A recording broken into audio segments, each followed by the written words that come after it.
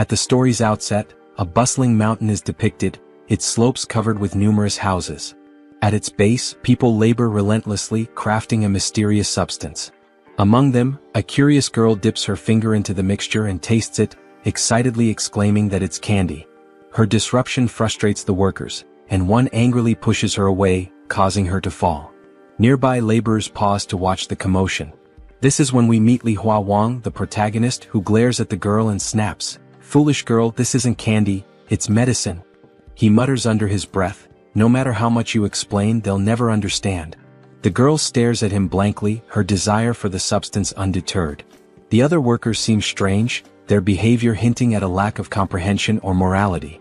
Madness seems to hang in the air.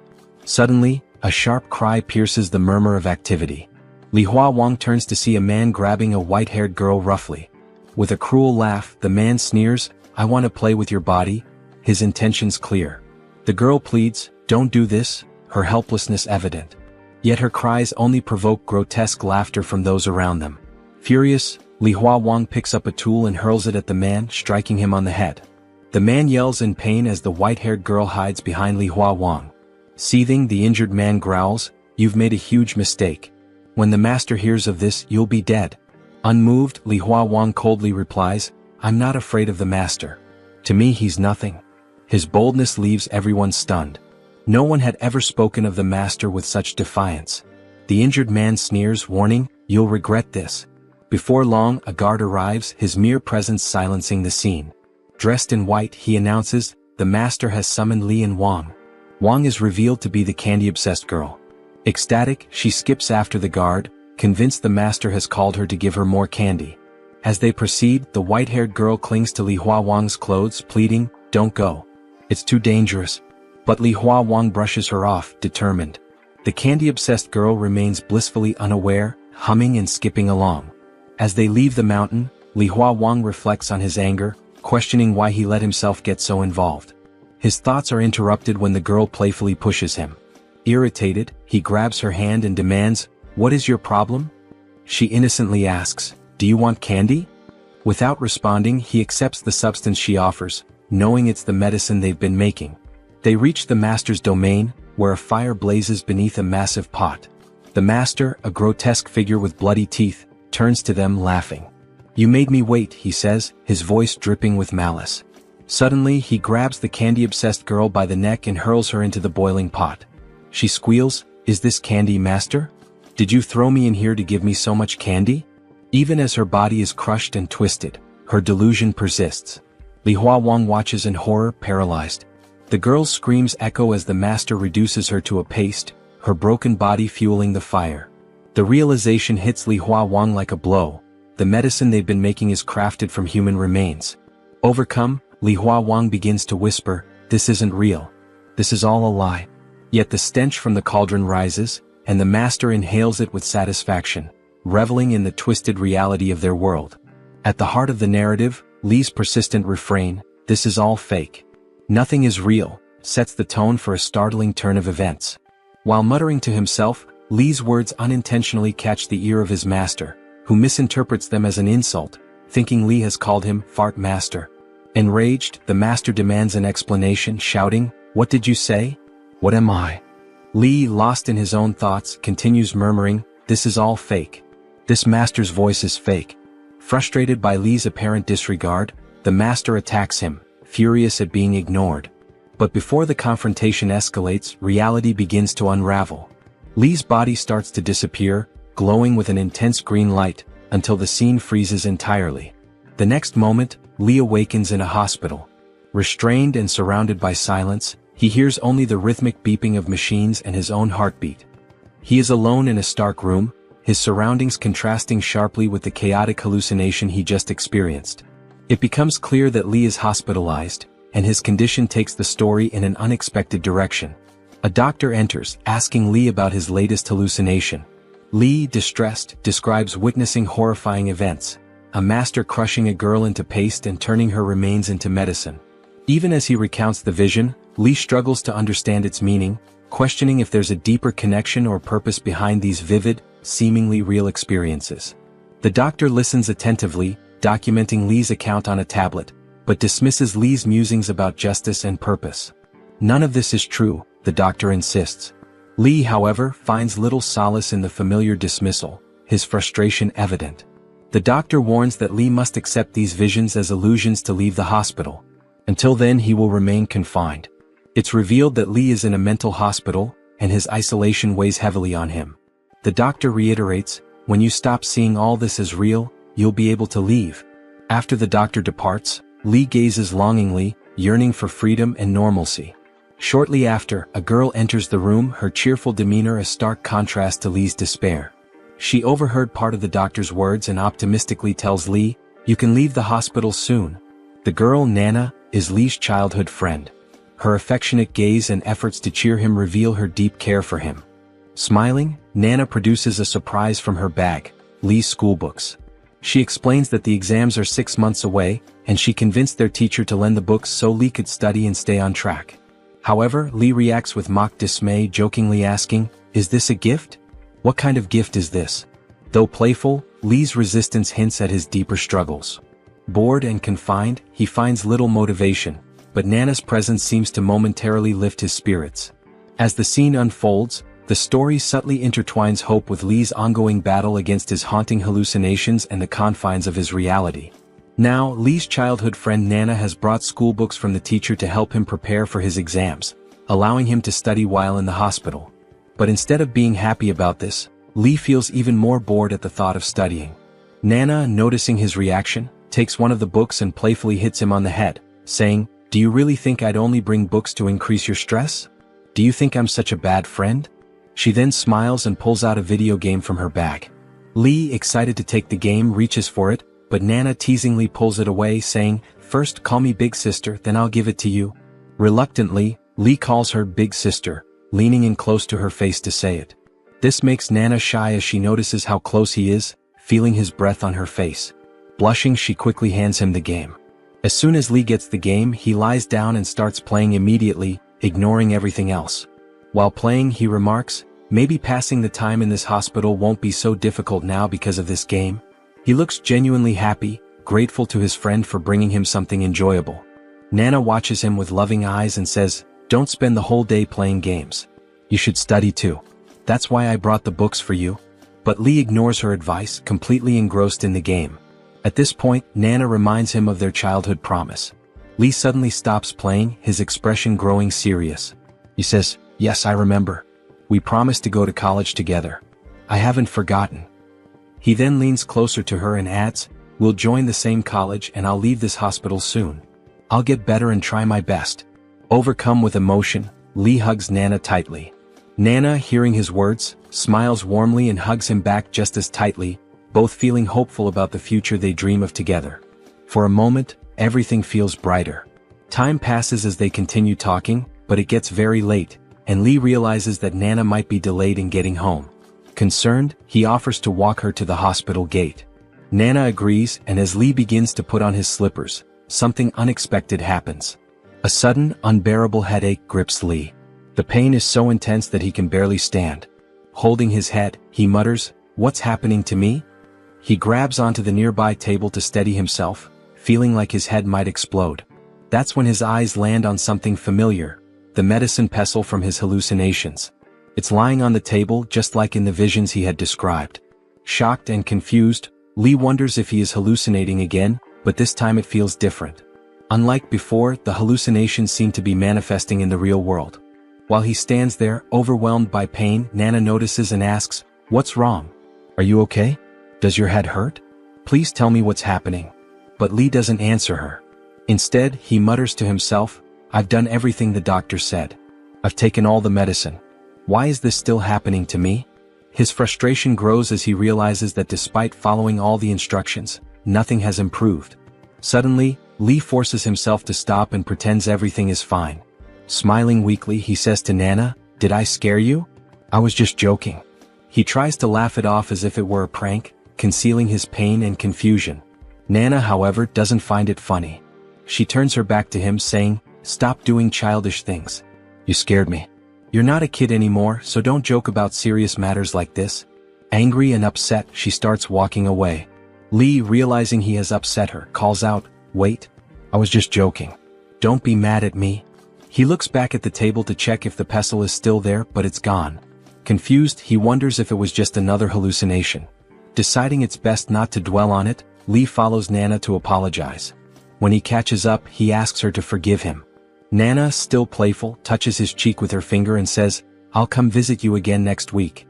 Take care of yourself, eat properly, and don't forget to study the book I brought you." Her words reveal how much she cares for Lee. Hearing them, Lee smiles and says, "Okay, I'll take care of myself. You take care too." As Nana walks out of the hospital gate, she waves goodbye. Lee raises his hand, calling out loudly, "Take care of yourself, Nana."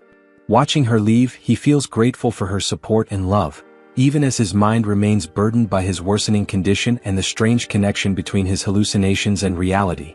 After Nana left, Lee returned to his room in the hospital, but his mind remained fixated on the medicine pestle he saw earlier. Walking slowly, he muttered to himself, "Has my mental health gotten worse?" This was the first time his hallucinations seemed to intrude into reality, and the thought made him anxious. Until now, his hallucinations only occurred when he closed his eyes, transporting him to that strange world. But now, he was seeing elements of those visions in real life. Fear crept in as he thought about the implications. If his condition worsened, he might not be able to go to college with Nana as they had planned. The promise they made might be broken. He shook his head, recalling his father's reassurances that the doctor treating him was excellent and would cure him soon. Lee trusted his father deeply, believing that he must have chosen the best doctor. Determined to hold on to that hope, he raised his hand and shouted aloud, "I'm going to go completely crazy staying in this place with all these lunatics." As his voice echoed through the hallway, he suddenly felt something in his pocket. Confused, he paused and reached inside, saying to himself, "What's in my pocket?" He was certain he hadn't placed anything there. Pulling the object out, Lee's eyes widened in shock. It was the same candy the white-haired girl had given him in his hallucination. His heart raced as he stared at it, unable to comprehend how it could have ended up here. "This is the same candy the girl gave me," he whispered. "How did it get into my pocket?" His hands trembled as he held the candy. Desperate to determine if it was real, he decided to test it. Putting it in his mouth, he was overwhelmed by its taste. It was disturbingly sweet yet carried an unsettling undertone.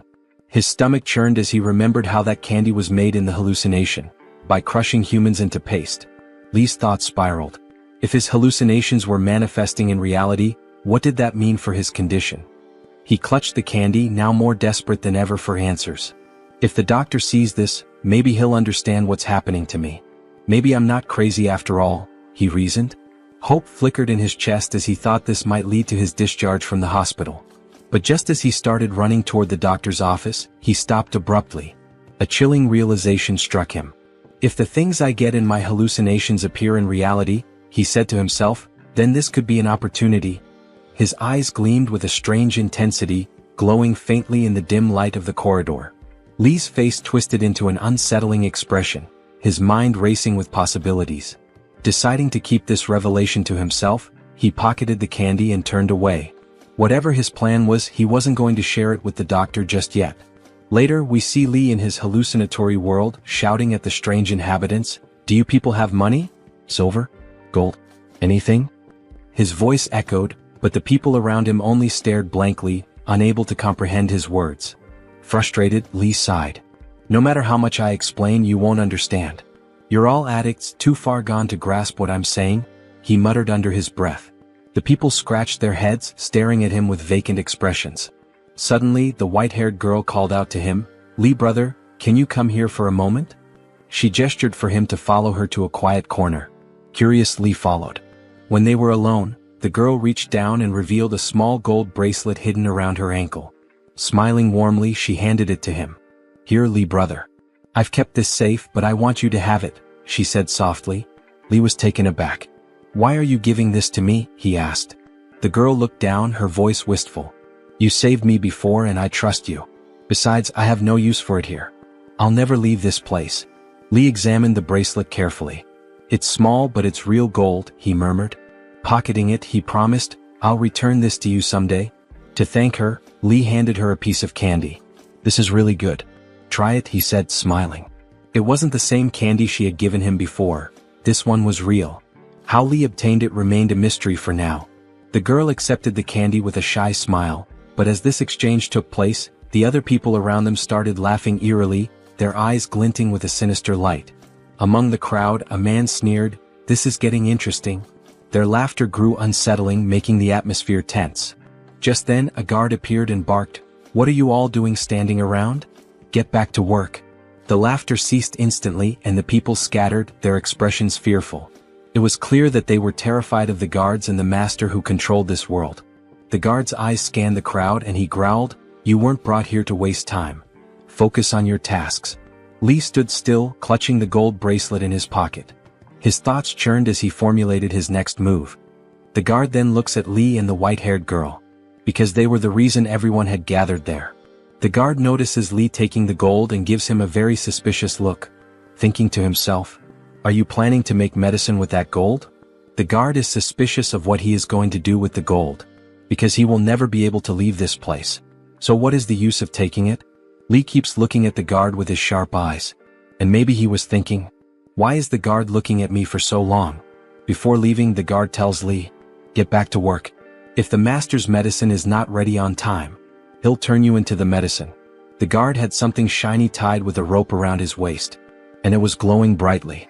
Lee notices it and asks, "Is that an ancient jade pendant?" Looking at it, Lee smiles, and from his expression, we understand that he wants to take it. He feels it must be very ancient and old, so if he could somehow take it to his world, he could sell it and get a lot of money. Later, at 3 a.m. when everyone is asleep, Lee sneaks into the guard's cave to take that object. He finds it very easily because it glows brightly in the night. His luck was good because the guard had apparently gone outside on patrol during the night. Lee might have known this, which is why he timed it perfectly. Holding the jade pendant in his hand, Lee says to himself and thinks of his childhood friend Nana. Maybe now I can pay the college fees and cover my hospital expenses. Lee is very poor, which is why he is doing all this. This is also the reason he initially asked everyone for any gold or silver, so he could take it back to the real world, sell it, and end the poverty for both himself and his childhood friend Nana.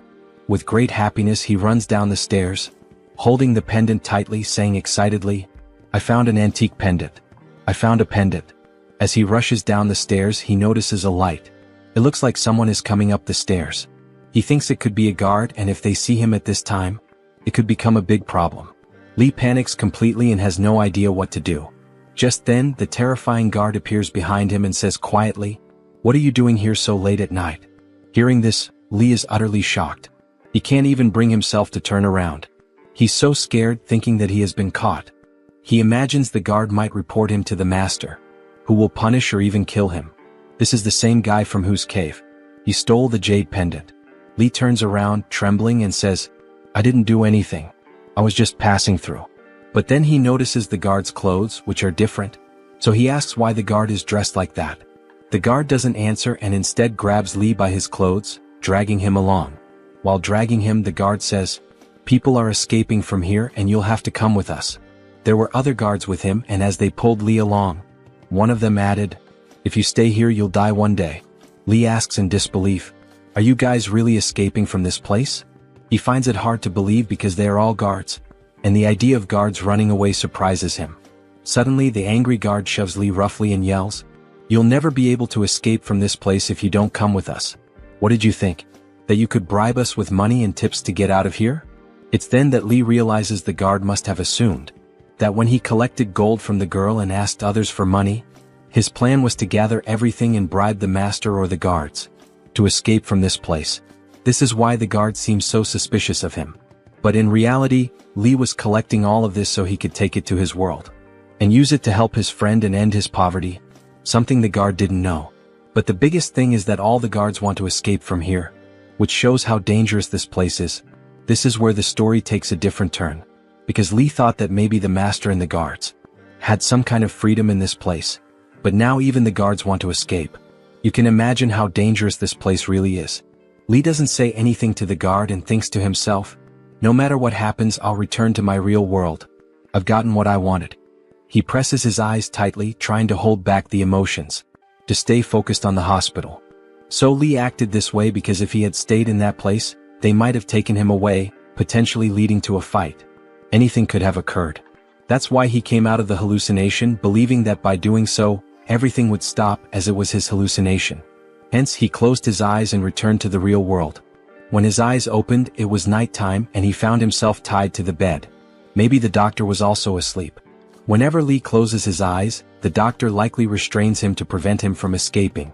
It's possible that while Lee is trapped in his hallucinatory world, the doctor takes certain actions. This could explain why the doctor keeps him bound. Looking around, Lee mutters to himself that it's still very late at night, and the nurses are probably all asleep. He feels the need to check if the pendant and gold he took have made their way into this reality. However, if a nurse were there, they might have untied his hands and feet, allowing him to verify it. For now, he must wait until morning as he has no other choice. So, Lee closes his eyes once more to see what's happening in that other place since there's nothing else to do at this late hour. When he returns to that place, he finds himself standing there again, and it seems all the guards have left. Perhaps they fled, leaving him behind. Laughing, he says, "This is my hallucination. No one can harm me because none of this is real. How could they hurt me?" He laughs again. Then, in the early morning within the hallucination, a man rushes into a cave shouting, "Wake up, everyone. The master has summoned us immediately. Hurry." His tone suggests something urgent has happened. Possibly the guards have deserted. Realizing this, the master must have called everyone. The people, now awake, murmur among themselves, wondering why they were summoned so abruptly. One man warns, "Let's move quickly, or we'll be in serious trouble if we're late." Meanwhile, Lee lies deep in thought. He knows why the master called everyone. It's because the guards have fled. Soon, the people gather at the place the master designated. Likely, many individuals work there, which is why such a large crowd has assembled. They whisper among themselves, "What happened? Do you know why we're here?" The master emerges from his home and addresses the crowd, "Are you all here?" Lee, standing nearby, thinks, "What is this old man up to now? He treats us like dogs, summoning us at his whim. Anyone who's late gets killed on the spot." The master continues, "Last night at 3 a.m., some of my own guards tried to escape." The master then reveals 4 individuals tied with ropes. Lee, shocked, realizes this is why everyone was called, to witness what happens to those who try to flee. The master announces, "This betrayal has deeply hurt me. My most trusted guards attempted to run away without informing me." He drags the tied guards in front of the workers and proclaims, "Here the rules are simple, rewards for loyalty, death for betrayal." He likely summoned everyone to witness this horrifying punishment as a warning against escape attempts. One of the tied guards looks at Lee, terror written across his face. He knows his end is near. Lee observes the scene and mutters to himself, "How quickly they were caught. Pathetic. These guards knew the place better than anyone and still failed." The master then yanks on the rope, performs some kind of magic and shouts, "Open!" The ground splits apart and black, octopus-like tentacles emerge, brutally killing the 4 guards in a grotesque manner. Their screams pierce the air, horrifying everyone present, including Lee. Unable to watch, Lee hears only the anguished cries, which shake him to his core. Trembling, he starts repeating to himself, "This isn't real. None of this is real. It's all a hallucination." He tries to calm himself, recalling the doctor's words, not to take these illusions seriously. But then, a black tentacle appears near him, carrying one of the guards impaled on it. Seeing this, Lee freezes in shock. He begins questioning his reality. Did I create something so terrifying? Could the guard's pain be real? But how? To steady himself, he reminds himself of the doctor's advice and convinces himself that his fear is making the hallucination more intense. "It's all fake. None of it can hurt me," he repeats. Above, the master declares, "Anyone who tries to escape will face this fate or worse." Laughing, he adds, "I might even use their bodies for medicine." It becomes clear the master is using people in his experiments to achieve immortality. As the master walks by Lee, he asks, "Why didn't you try to escape with them?" This reveals the master knew of the guard's plans involving Lee. But Lee remains silent, thinking, "This is just a hallucination. I don't need to fear him." The master places a hand on Lee's head and says, "Good. You made the right choice by not joining them. You'll no longer be a mere worker. You'll manage the supply room." Lee realizes he's been promoted, a safer and better position, but he also knows this favor comes with risks. Before leaving, the master gives Lee a new name, Zhuanyang, after one of the guards he just killed. This unnerves Lee as it shows how little human life is valued here. The master hands Lee a bag containing 5 pills, explaining, "Each pill extends your life by 10 years and enhances your strength. Use them wisely." He laughs, adding, "Here good deeds bring rewards and betrayal brings death." Lee reflects on his situation, realizing that while he has been rewarded, the danger remains ever present. Then he snaps out of his hallucination and returns to his reality. He finds it hard to believe that everything he had brought back from there now exists in the real world as well. Placing everything on the bed, he examines it closely. Perhaps it was just an illusion. That's why he needed to carefully check if it was real or not. To uncover the truth, he would have to show it to someone. Lee then stares at the pill in his hand with astonishment. If everything the master said was true, consuming this pill would not only drastically enhance his strength but also prolong his life. A very enticing prospect. Talking to himself, he wonders if it would really work. But how could he find out? Hesitantly, he decides to use its power to confirm. Just as he's about to take the pill, his friend Nana bursts through the door furiously, almost breaking it open. "Why did you call me here? What's so urgent?" she demands. "I left my class, skipped my meal, and rushed over because you said it was important. You made it sound like an earthquake hit. What's going on? Do you have something serious to say? If this is just another prank or act like last time, tell me now. You'll regret wasting my time." Lee doesn't respond and quietly walks to close the door. Looking around cautiously, he locks the door and shuts the windows too. Seeing this, Nana feels awkward and stammers, "What are you doing? Why are you closing everything? There are cameras in this room and the nurse can hear us. If we do anything, they'll know." Nana assumes Lee might want to kiss her, or perhaps something more, which makes her even more flustered. When she mentions that the nurse might overhear them, the speaker suddenly crackles and the nurse, laughing, teases them. "Go ahead and do whatever you want. We won't listen." Ignoring the comment, Lee holds up the pendant in front of Nana and speaks into the speaker. "Will you stop disturbing us? Don't you understand the concept of privacy? We can have a private moment too." Nana, noticing the pendant, asks, "What is this pendant? What do you want me to do with it?" Lee responds, "Don't say anything. Let me whisper something in your ear. Don't react. Just listen. If you react, there might be a camera in this room and it could create a huge problem." Days later, we see that nearly 5 days have passed. Lee reflects on how his family and parents don't trust him. Everyone thinks he's lost his mind. The only person who believes in him is Nana. She trusts him and doesn't see him as crazy. Lee relies on Nana entirely, knowing she won't mock him like his family and doctors. To him, she is his last hope, the one person who understands him. At that moment, the microphone crackles again, and the nurse announces that his girlfriend has come to visit him. Lee, who had been anxiously waiting, feels overjoyed upon hearing this. A smile spreads across his face as he mutters, "I knew my friend would come. He'd never betray me. I trust him completely." As he eagerly heads out of his room, some hospital guards approach. Being in a mental hospital, guards are stationed to maintain order. When Lee notices them, he feels confused and decides to ask one of them what's happening. He asks, "What's going on? Is something wrong? Why are you all so prepared?" One of the guards quickly replies, "Close your door and don't come out no matter what you hear or see." The guard's tone is urgent and almost fearful, leaving Lee puzzled. The guard explains that a dangerous patient has escaped. A true psychopath capable of anything, even murder.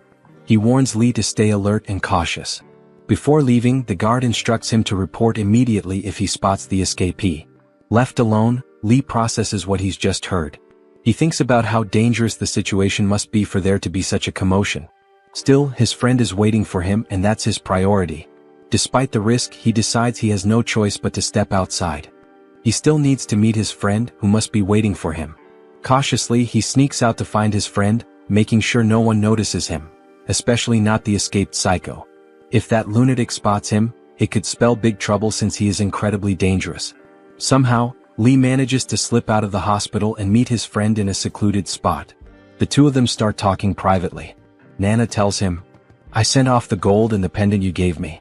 The pendant was ancient and valuable, so it sold for a good price. But the gold was too light, so I didn't get much for it." Hearing this, Lee runs a hand through his hair in a stylish manner and exclaims, "I knew it. I knew it. I'm not crazy." He then bursts into laughter, a sound unsettling and eerie. Suddenly, the atmosphere shifts and he begins experiencing hallucinations again. This time, however, he doesn't feel scared. He reasons that there must be a deeper meaning behind these events, or perhaps it's all real. This leads to a cascade of questions in his mind. What if it's not a hallucination? What if it's all truly happening? Could he really die there?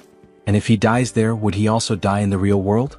Or perhaps, when he closes his eyes, he wakes up in another person's body, living in a different reality where everything is real and nothing is imagined. But all of this remains a mystery. Perhaps these answers lie ahead in the story. There's no need to worry, I'm not giving away any spoilers. In a burst of joy, Lee hugs his friend Nana tightly. But in the panel shown in the manhwa, it's revealed that Lee is actually hugging the white-haired girl from his hallucination. To Lee, she appears vividly real, though no one else can see her. Caught in his delusion, he hugs her tightly, shouting over and over, "I'm not crazy, Nana. I'm not crazy." Nana, feeling awkward, says softly, "Let me down. I might fall." Lee feels overjoyed, believing that everything from his strange reality is real, and that he may soon be able to leave the hospital. As they walk together, they continue talking.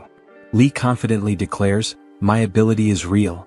Lee discovers that he can bring anything from this other world into reality. Although he still believes that the world he visits is just a hallucination, he's convinced that his ability allows him to transfer items from there to the real world. He's certain that the world in his visions isn't real, but the objects he brings back definitely are. Excited, he shares his thoughts with Nana, asking, "Are you ready to become rich? We're going to be loaded with this ability, and our days of struggling will be over.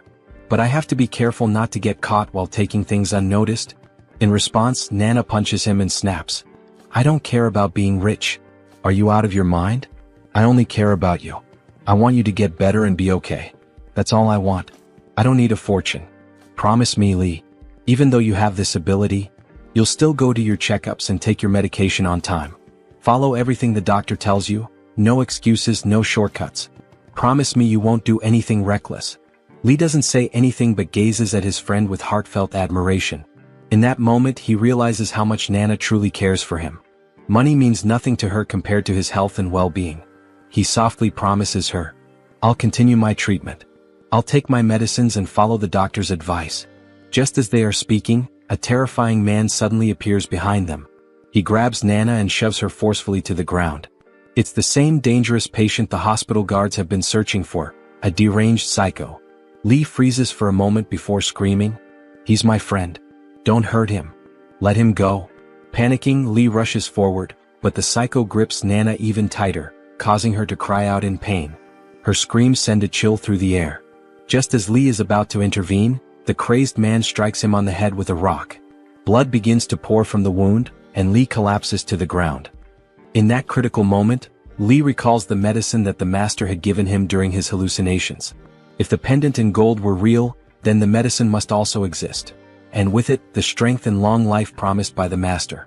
Seeing his friend Nana in tears, overcome with pain, Lee feels his anger and emotions spiral out of control. Unable to hold back any longer, he grabs the pills. In the manhwa image, we see the determination reflected in Nana's eyes as Lee swallows the medicine. The moment he consumes it, the atmosphere around him shifts dramatically. A surge of immense power courses through his body. The aura radiating from him is so intense that Nana is left stunned, unable to say a word, and even the psycho freezes in terror. As the crazed man begins to turn his head, Lee reacts with lightning speed. He strikes the psycho hard in the face, sending him crashing to the ground. Lee presses the man's face beneath his hand with such force that the bones crack, and blood begins to flow. Fueled by rage, Lee tears the psycho's skin from his face and flings it aside, exposing raw flesh. The man screams in agony, the sound chilling and unbearable. At that moment, it becomes clear that Lee has lost control. His mind, clouded by fury and despair over what had happened to his friend, no longer functions rationally. He continues to beat the psycho mercilessly, his eyes glowing red with rage. "How dare you touch my friend?" Lee shouts. "Why did you hurt him?" Over and over, he strikes the man, his voice filled with a mix of pain and vengeance. "How dare you ignore me? I told you to stop, but you didn't listen." His relentless assault reveals a frightening transformation. Lee no longer seems human. He moves like a demon, devoid of empathy, his heart hardened with rage. By the time the hospital guards arrive, they are horrified by the scene. They struggle to restrain Lee as he continues his relentless attack. Even as the guards pile on, it takes all their strength to finally pull him away. Lee is chained down, his body radiating a terrifying power. The guards exchange wary glances, realizing this is no ordinary patient. The medicine had changed him. Though he wasn't a psycho before, the pills seemed to awaken something dark within him. Now restrained, it's clear that he can no longer be seen as normal. Lee lets out a piercing scream. I only did this to protect my friend. I didn't do anything wrong. Let me go. I was just trying to protect him. Didn't you all see how much pain that man caused him? The doctor, standing in front of him, crosses his arms and says firmly, This wasn't just a fight, Lee. No one fights like that. What you did was far beyond a simple fight. You didn't just defend yourself or your friend. You brutally attacked that psycho. You tore the skin off his face. Is this your idea of protection? What you did wasn't human. Only a psycho would act this way. And today it's clear, you're no different. In fact, you're worse. You're a demon in disguise. The doctor's voice grows colder as he steps closer. Now tell me the truth. How did you beat that man so viciously? Where did this power come from? You've been here for weeks. I've seen you struggling to eat. You were weak, barely able to move some days. So how all of a sudden do you have this kind of strength? What changed? What are you hiding? Lee remains silent, avoiding the doctor's piercing gaze. His thoughts race. If I tell him, he'll think I'm even crazier. He'll punish me even more. The doctor, noticing Lee's silence, narrows his eyes and says, Answer me, Lee, properly. If you lie or refuse to speak, the consequences will be severe. You haven't seen my true nature yet. When my patients lie to me, I make sure they regret it deeply. I've been patient with you so far, but don't test me. If you don't speak up, I'll make your life here a living hell. Something you'll never forget. Even with the doctor's threats hanging in the air, Lee says nothing. He keeps his thoughts to himself. Why should I tell him? He'll just think I'm crazy. And if I tell him the truth, they'll start running tests on me again. They'll take everything I bring into this world, and I'll never have the chance to sell it. Lee stays silent, staring at the floor, his fists clenched. The doctor leaned closer, his voice sharp and commanding. Are you listening to me? Close your eyes, he said firmly. Lee hesitated, unsure of what the doctor intended. Refusing to comply, he stared back in defiance. The doctor's irritation flared. I told you to close your eyes, he barked. Reluctantly, Lee finally began to close his eyes. As his eyelids shut, the world around him blurred and dissolved. And when he opened them again, he found himself in the hallucination world. A sense of relief washed over him, and he thought, maybe this is how it's meant to be. In the hospital, they're always talking to me, questioning me, doubting me. But here I'm free. Here no one can ask me questions. This is my escape. In this world, he saw a massive statue of an old man sitting in a meditative pose. Nearby stood his master, the one who always seemed to guide him in this strange place. His master spoke with authority, addressing a group gathered around him. Today we have a newcomer joining us, the master announced. Wanyang, you'll be working with us from now on. If he makes any mistakes, forgive him. He's new here and doesn't yet understand this place or its work. But I trust that he will learn everything gradually. Beside Wanyang stood another man, older and more experienced. The master continued, you'll be his senior.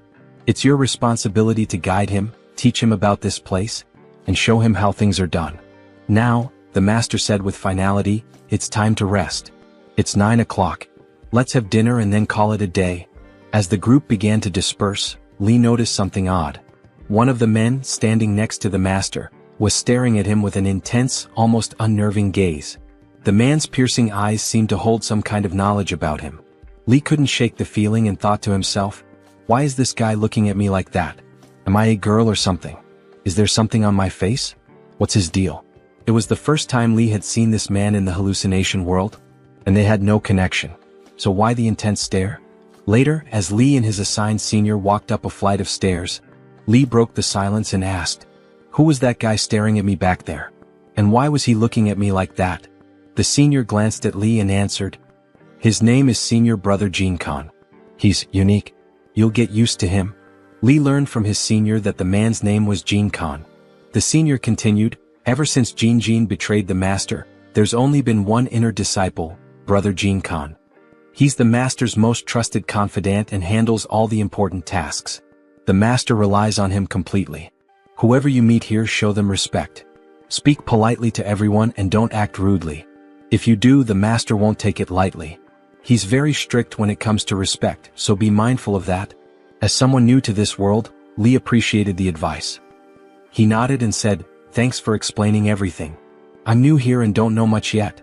Eager to contribute, Lee asked, now that I'm the master's official disciple, what's my first task? What should I do next?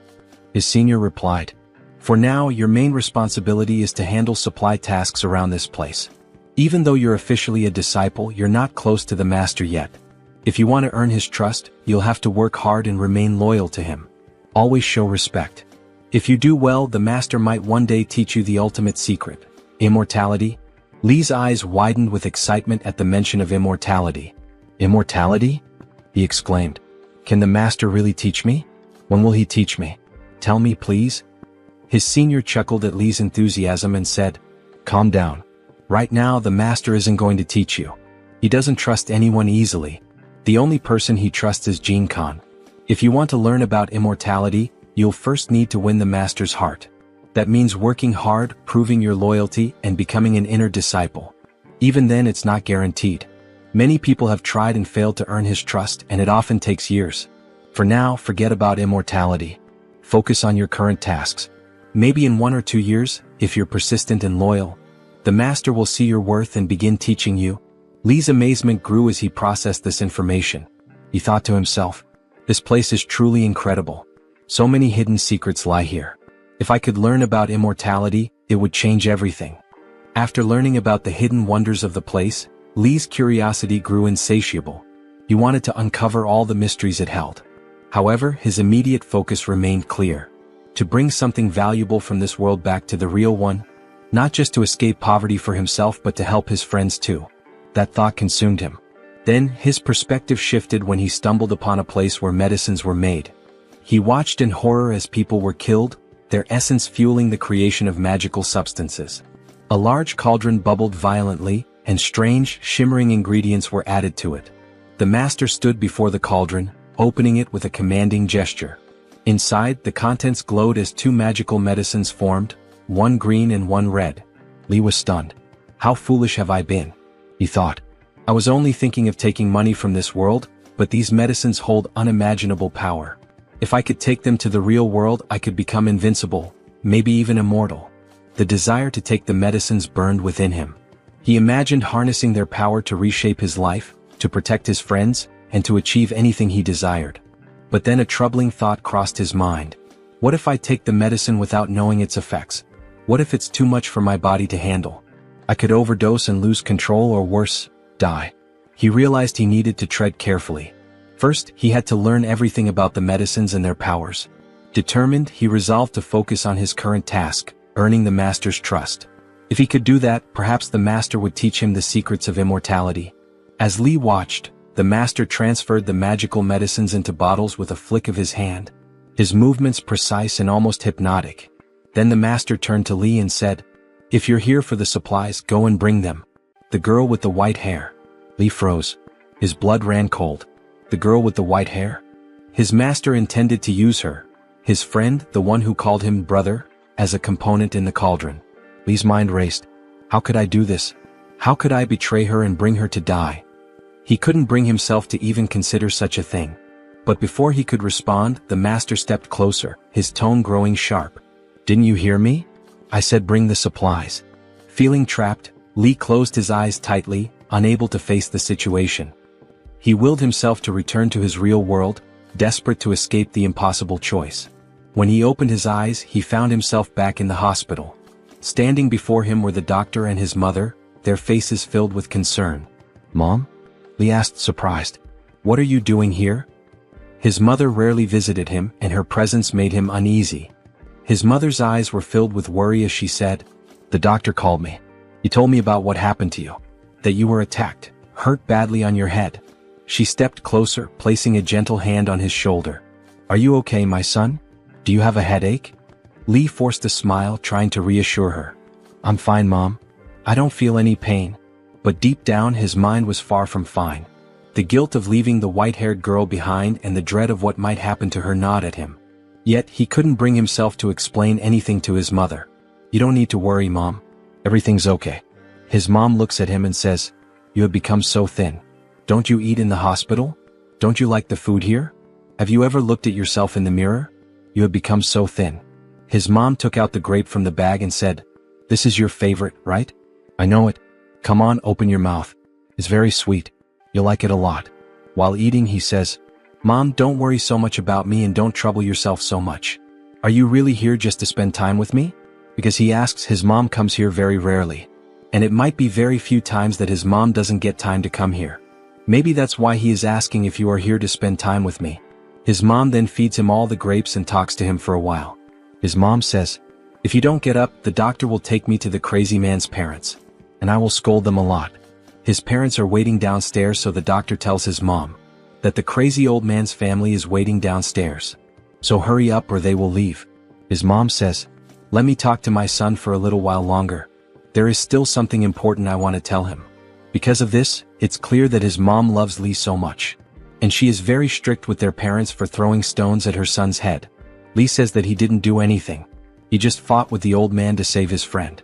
His mom tells him not to worry, that she always trusts him and will handle everything. So he doesn't need to be concerned. Lee looks at his mom with tear-filled eyes. And as she leaves, she tells him to always listen to the doctor and take his medicine on time, assuring him that he will get better soon, and that he doesn't need to be scared because his mom will always be with him. When his mom was about to leave the room, she pretended to be happy, but in reality, she was even more worried because his health was not improving. However, she didn't show her concern or sadness in front of him. Her eyes were filled with anger as she thought about the madman's parents, who had harmed her son and put him in this condition. But the way Lee had fought the madman, perhaps in his case the injury on his head was nothing. The madman had attacked his friend first, so it was his fault. In anger, she leaves to meet the madman's parents. As Lee looks at his mom, his vision starts to blur. The doctor asks him to close his eyes, saying they will talk later. When Lee opens his eyes again, he finds his master standing right in front of him. The master speaks, but Lee is too troubled to pay attention. His thoughts are consumed with the white-haired girl. He wants to check on her to make sure she's all right. As he considers returning to find her, his master suddenly grabs his face with a tight grip. Startled and confused, Lee struggles to understand why his master is holding him like that. Before he can ask, the master pulls something from his hand and says, "If you're awake now, eat this, my servant." Laughing, the master shoves the object into Lee's mouth. Lee is horrified as he feels tiny tentacles, like those of an octopus, wriggling inside his mouth. The tentacles are alive, moving, and Lee can't make sense of what he's being forced to eat. The master had shoved it in so suddenly that Lee hadn't even seen what it was before it was in his mouth. The master explains that this will prevent Lee from panicking or being scared, perhaps thinking Lee had fainted in fear when he was asked to bring the white-haired girl to this place. Lee refuses, insisting, "I'm not sick and there's no need for this." He pulls the black tentacles from his mouth, and as he looks at them, he realizes his tongue has turned black. The master, unbothered, orders his guards to force-feed Lee. 2 guards approach with firm grips, holding Lee's head and knives, ready to force the substance into his mouth. The master coldly commands, "You must eat this or they'll make you eat it." As the guards prepare to hold him down, Lee suddenly feels bubbles rising around him, and his face slowly starts to sink into water. The moment his face touches the water, Lee wakes up in his real world, where his friend Nana is looking at him, calling his name in concern. Nana, worried, asks if something is wrong or if Lee had seen something frightening in his hallucination. Lee doesn't respond, choosing to stay silent as he looks at his friend, grateful for her presence. Just then, Lee notices the doctor standing nearby. As soon as their eyes meet, the hallucination begins again. The doctor asks, "What did you see this time?" He notes Lee's panicked reaction, his heart racing, and continues to probe, "You're so panicked and screaming while in the hallucination." Lee, still shaken, decides not to tell the doctor about everything he had experienced. He doesn't want to alarm Nana, who is still standing close by. If she heard, she would surely be scared and worry about him even more. So Lee simply says to the doctor, "I didn't fully see everything yet. It wasn't complete." Lee then asked the doctor for medicine, telling him he needed a break from the hallucination-filled world. The medicine could stop the hallucinations for a brief time, and the doctor, surprised by the request, realized it was the first time Lee had asked for it. As the doctor began to leave the room, he informed Lee that the medicine had already been placed on the table. The doctor explained that the medicine only worked temporarily, and if Lee truly wanted to escape his situation, he would need to apply everything he had been taught. He added that Lee should let things unfold naturally, without interfering with anything. The doctor didn't explain why he said this, but it seemed like he had a reason. Nana, Lee's friend, handed him the medicine along with a glass of water. Nana was holding 4 or 5 pills in his hand, but Lee, panicking, quickly said he didn't need water to take the medicine. He insisted, just give me the medicine. As Li took the pills, he started hallucinating again, and saliva began to drip from his mouth. When Li swallowed the medicine, a black liquid began leaking from his mouth, something he could only see in his hallucination. After taking the medicine, Li confidently said, "Now I'm saved. After this, I won't have any more hallucinations." Upon hearing this, his friend became very anxious and asked what he meant by that. He asked if something terrible had happened to Li during the hallucination. His friend was deeply concerned, wondering if the hallucination had caused something horrible to happen to Li. Li didn't want to reveal the truth, but trying to calm his friend, he laughed and said, "It was just some crazy guy trying to feed me something disgusting and talking nonsense." He laughed it off, pretending everything was fine. However, as we focused on Li's face, we noticed that his mouth had turned black, something he was completely unaware of. Trying to maintain his composure, Li then said confidently, "I'm a modern young guy. These hallucinations don't scare me. I know it's all nonsense and none of this could ever happen in reality. So there's nothing to be afraid of." His friend seemed slightly reassured, but just then tentacles began to emerge from Li's mouth. Suddenly, Li found himself back in that strange world without closing his eyes or even falling asleep. The black tentacle they had forced him to eat caused him immense pain. His eyes widened in shock as he struggled to breathe, tears streaming down his face. He couldn't understand how this was happening. "I already took the medicine," he thought. Despite the medicine, he had somehow ended up back in that world. The strangest part was that Li hadn't even closed his eyes, and the medicine was supposed to prevent these hallucinations. He started talking to himself, saying, "If I just close my eyes and open them again, I'll return to my real world. Nothing will happen. There's nothing to be afraid of." He kept reassuring himself as he tightly shut his eyes. But when he opened them again, he was still in the same place with his master and the two guards standing before him. This time he couldn't escape. His master spoke, saying, "Li, you have hysteria.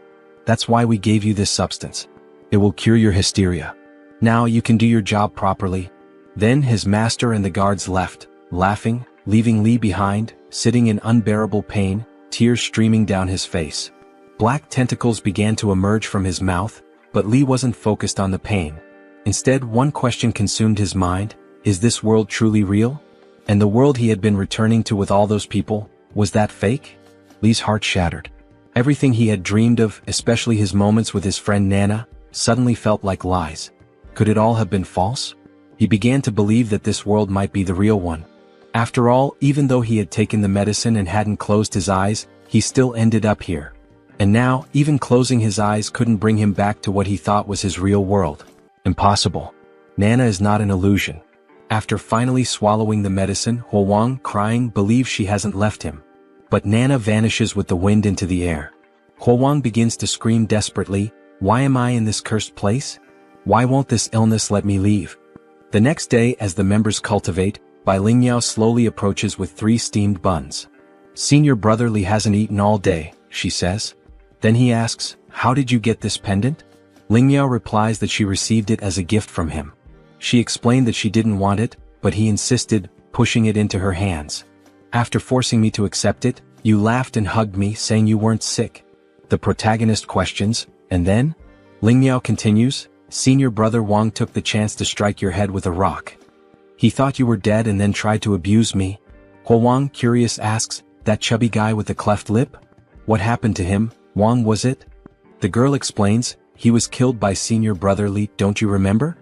Huowang then recalls that, in the other world, he indeed killed the madman from the asylum. He thinks to himself, so it wasn't the old Lu. There is no old Lu after all. I'm just completely insane. In the next scene, a cauldron is shown being cleaned. If this place is truly reality, he ponders, then the former sister and the cultivation group, not just them but everyone here, will die. And the one responsible for all this is that mangy-headed bastard. Xianyang, it seems you have something to tell me. When did that mangy-headed one appear? Master, Xianyang responds, answer my question. What are you thinking right now? This disciple, who admires the master's cultivation art with love, was merely pondering when I might reach such a level of cultivation. Another disciple, envious, remarks, what a pathetic excuse. However, the master smiles. Ambition is good. It's not bad at all. The disciple is surprised, realizing the master fell for the ploy. The master explains, it's not that I don't want to teach you, but the path of external cultivation isn't simple. Ordinary pills and alchemy are one thing, But if you wish to master both internal and external cultivation to achieve immortality, Master, are you close to achieving immortality? Fortunately, I've surpassed certain hurdles. But immortality isn't simple. However, this master can surely achieve it. Do you know why? This disciple doesn't know the reason. Another disciple interrupts, Master, it's almost midnight. If we don't begin refining the pills soon, we might waste precious time. Very well, let's prepare the ritual. Yes, Master. Xin Yang, go to the materials room and fetch the medicinal herbs requested yesterday. What medicinal guide? The white medicinal guide you were supposed to bring 2 days ago when you had your hysteria, but didn't. As a result, the master lost precious pill refining time. Did you forget? The properties of the medicinal guide and the timing of refinement affect the quality of the pills. No detail can be overlooked. But never mind, it's useless to explain this to you. Get up and go work. Later, Bai Lingmiao is taken by Senior Brother Li. If you manage to leave here alive, she pleads, could you deliver a message to my family? My parents live at the foot of Niuxing Mountain in Liang Country. Just tell them their daughter is useless and couldn't care for them in their old age or until their deaths. I can't help with that. Your time is running out. Come with me now, he replies. They arrive at the site where the master is preparing the refinement. Master, I brought the medicinal guide, says Xin Yang. Perfect. My dear disciple, come here now. Bai Lingmiao is pulled by an invisible force. As the master grabs her neck, he notices something odd. What bad luck. Why did you fail at this moment? The properties of the medicinal guide have been completely altered. Xin Yang, take this girl back. Yes, master. It's done. Next, I just need to get Bai Lingmiao out of here. Wait, Xin Yang. Since this guide won't work, fetch another for me. I recall there's another white medicinal guide. Go quickly and return fast. Don't delay the alchemy. In the supply room, Xin Yang realizes the grim fate. As I understood my mistake, I couldn't save Bai Lingmiao. That wretched man kept creating elixirs and I couldn't save anyone. Tomorrow and the days after would always demand more sacrificial guides. As the cauldron opens, a demonic face emerges. I can't be his assistant, Yang declares. The master hands him a pill. Here's a gift. The other disciples aren't as studious as you. This pill is for you. Thank you, master. Thank you for this pill. I can save everyone. I can save myself, Yang thinks. Good disciple, eat it while it's hot. I have to kill him. The protagonist decides to swallow the pill, but it feels wrong. It's too hot. My body is burning. Xin Yang, return and rest. This pill is powerful. It will take time for your body to fully absorb it. Yes, master. Later, back in the supply room, Yang notices his newfound strength. I can crush rocks with effort. But remembering the other victim begging not to die and knowing these pills were made from humans, I've only received one pill. That wretch took several. How could I kill him? Yang coughs blood.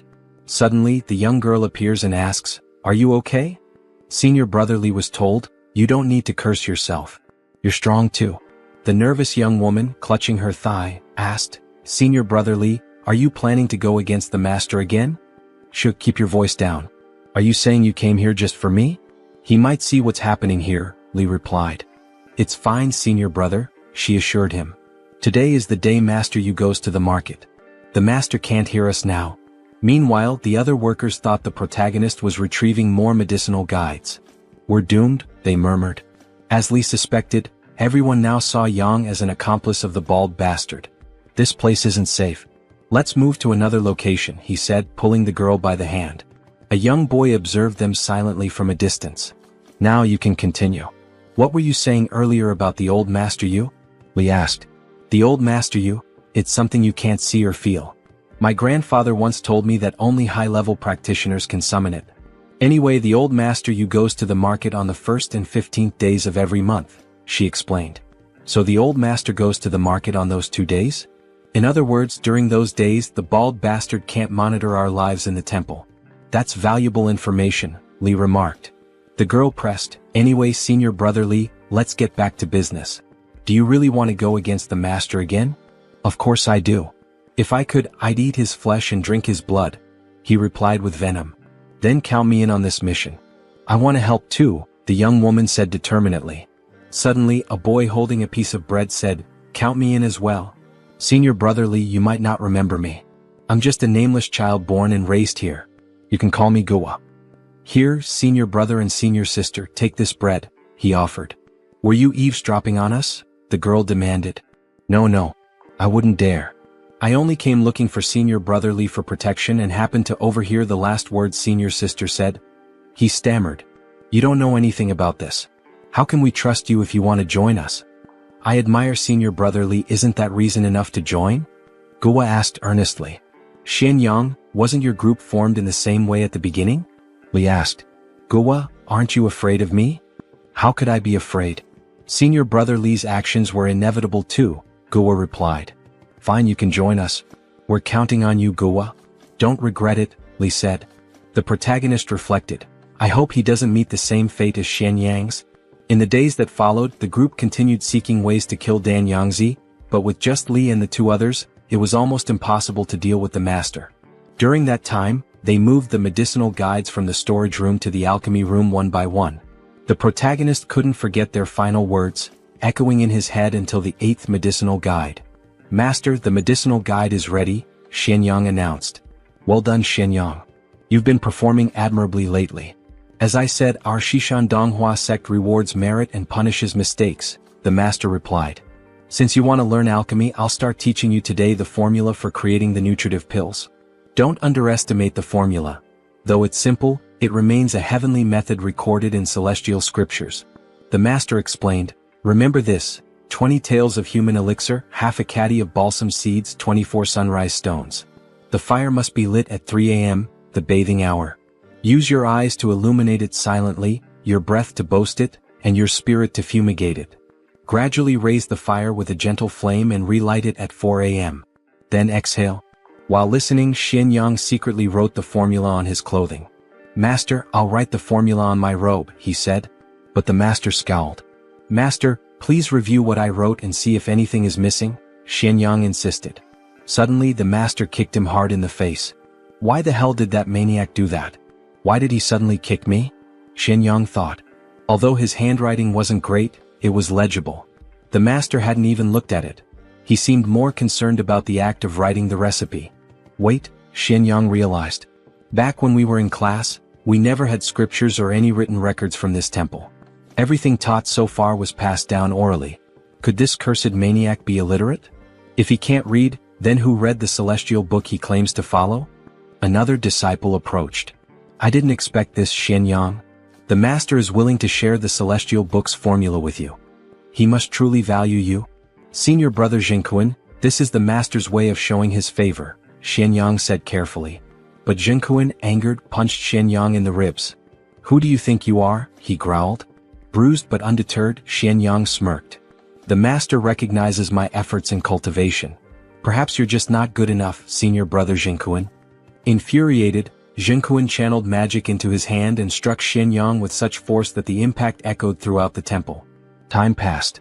Zhenkuan sneered, Junior Brother Xianyang, why are you so disobedient? If it weren't for the master's pills, you'd be dead by now. Didn't I tell you not to provoke Zhenkuan? Why do you keep doing it? As the days continued, Xianyang's suspicions about the master and his twisted methods deepened. With each attempt to escape or resist, the group faced increasing peril. The temple's secrets remained shrouded in fear, manipulation, and bloodshed. The protagonist began to laugh maniacally. Didn't the master already give Junior Brother Xianyang the medicine? Why is he acting crazy again? Someone questioned. A breaking point has been found, the protagonist declared, laughing like a madman. After the chaos, the protagonist deliberately created further conflicts with Zhenkuan to provoke him into revealing news about his master. Judging by Zhenkuan's expression, it seemed something significant was about to happen. The protagonist secretly observed Zhenkuan, but Zhenkuan continued his training step by step as usual. Just when the protagonist thought he might have been mistaken and that Zhenkuan wasn't as greedy as he seemed, February 15th arrived. On that day when Lizi 2 began refining pills, Zhenkuan deviated from his usual practice. The door to Lizi 2's residence was left open, signaling that Zhenkuan had someone inside to investigate. Suspiciously, Zhenkuan chose to stand guard outside at such a critical moment. Was it really him? Disciple Yuan? The two disciples conversed, and after a moment, they used a talisman and disappeared. They've finally left, the protagonist thought. The restriction on the room must have been lifted by Zhenkuan and his group. Now is my chance to enter. Inside, the protagonist grimaced. Tish, this place reeks like the stench of rotting rats. Suddenly he noticed a stone tablet. This stone, it must be the celestial script Lizy 2 mentioned. The writing is hard to read. This celestial scripture is clearly a sutra. There's no alchemical method written here. How could he refine pills using this rock? Unless... A mysterious voice interrupted, asking the protagonist, "Are you colluding with that person from earlier? Don't move. All it takes is ringing these bells, and her father will return immediately." "Ah, I see. Fine, go ahead and ring the bells. I'll just wait for the master to arrive and discover you can't understand the celestial scriptures." "You've been lying to him this entire time," the protagonist retorted. "How did you figure that out?" asked the frightened girl. "So my suspicions were correct," the protagonist mused. "She's the one interpreting the celestial scriptures for Lizy 2. The girl stammered, But it's not my fault. I can't understand those damned celestial scriptures, but he forced me to keep reading them to him." "Are you not afraid he'll find out?" the protagonist questioned. "He's illiterate. He'll always believe whatever I tell him," the girl admitted. "So, the alchemical formula using humans to refine pills? Was that something you made up and fed to him as well?" "Yes," she confessed, nodding.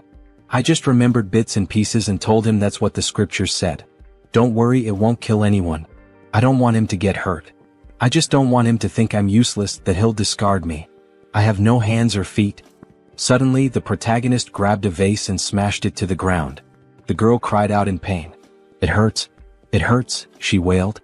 "The alchemical formula might not kill people, but because of your formula, Lizy 2 is eating humans," the protagonist said coldly, glaring at her as she writhed on the ground, screaming for help. Moments later, all the sect members were gathered in the main hall. The master arrived with a grim demeanor. Who secretly entered the master's house while he was refining elixirs?" he demanded. The room was silent. Realizing no one would speak, the master decided to interrogate each member individually. "Changming and Changren, what were you doing while the master was refining elixirs?" "Master, we were guarding the gate of Qingfeng Temple as per your instructions." Changming and Changren dared not be careless, they replied nervously. The master emitted a murderous aura as he stared down one of the guards. "And Shen Yuan?" he asked. Shen Yuan began to explain himself, but the protagonist knew his turn was coming next. "Shen Yang," the master called, placing a heavy hand on the protagonist's shoulder. "After distributing the medicine today, where were you for the rest of the day?" The protagonist responded, "Disciple returned to the hall to prepare the elixir materials you will need for the next refinement." The oppressive atmosphere hung thick in the air. The master asked again, "Did any of the disciples see Shen Yang in the house?" No one answered. "Think carefully before you speak," the master warned. "If anyone helps uncover who invaded the master's house, not only will they be spared, but they will also be rewarded handsomely." Suddenly, the white-robed girl spoke up. "Brotherly was with us at that time. I can vouch for him." "You can guarantee that?" the master questioned. "Yes, I can," she replied. "And the rest of you? Does anyone else have anything to say?" Out of the blue, someone interrupted. "Immortal Father, may I speak?" Everyone turned in surprise, including the protagonist, the girl, the disciples, and the master. "That Shen Yang? He didn't come to the warehouse even once today," the figure revealed, casting suspicion on the protagonist. "So, Immortal Grandfather, I helped find the person. Can I go home now?" The master, radiating a devastating aura, shouted, "This morning, the medicinal manual was personally delivered by Shen Yang. If he never went to the supply room today, then how the hell did he get the medicine? Are you trying to die, boy? Are you seeking death?" "Immortal Grandfather, I was wrong. I was blinded by ambition, and that's why I lied to you." The boy fell to his knees, his forehead slamming against the ground as he begged for forgiveness. The master ignored him at first, but when he noticed one of the disciples with a faint smile on his face, he moved in a blur, tearing off a portion of the disciple's face. When Shen Yang was being falsely accused by that brat, the master's voice was chilling as blood dripped from his fingertips. "Tell me why. Why were you the only one happy while Shen Yang was being falsely accused of committing a crime? Answer me, Shen Yin."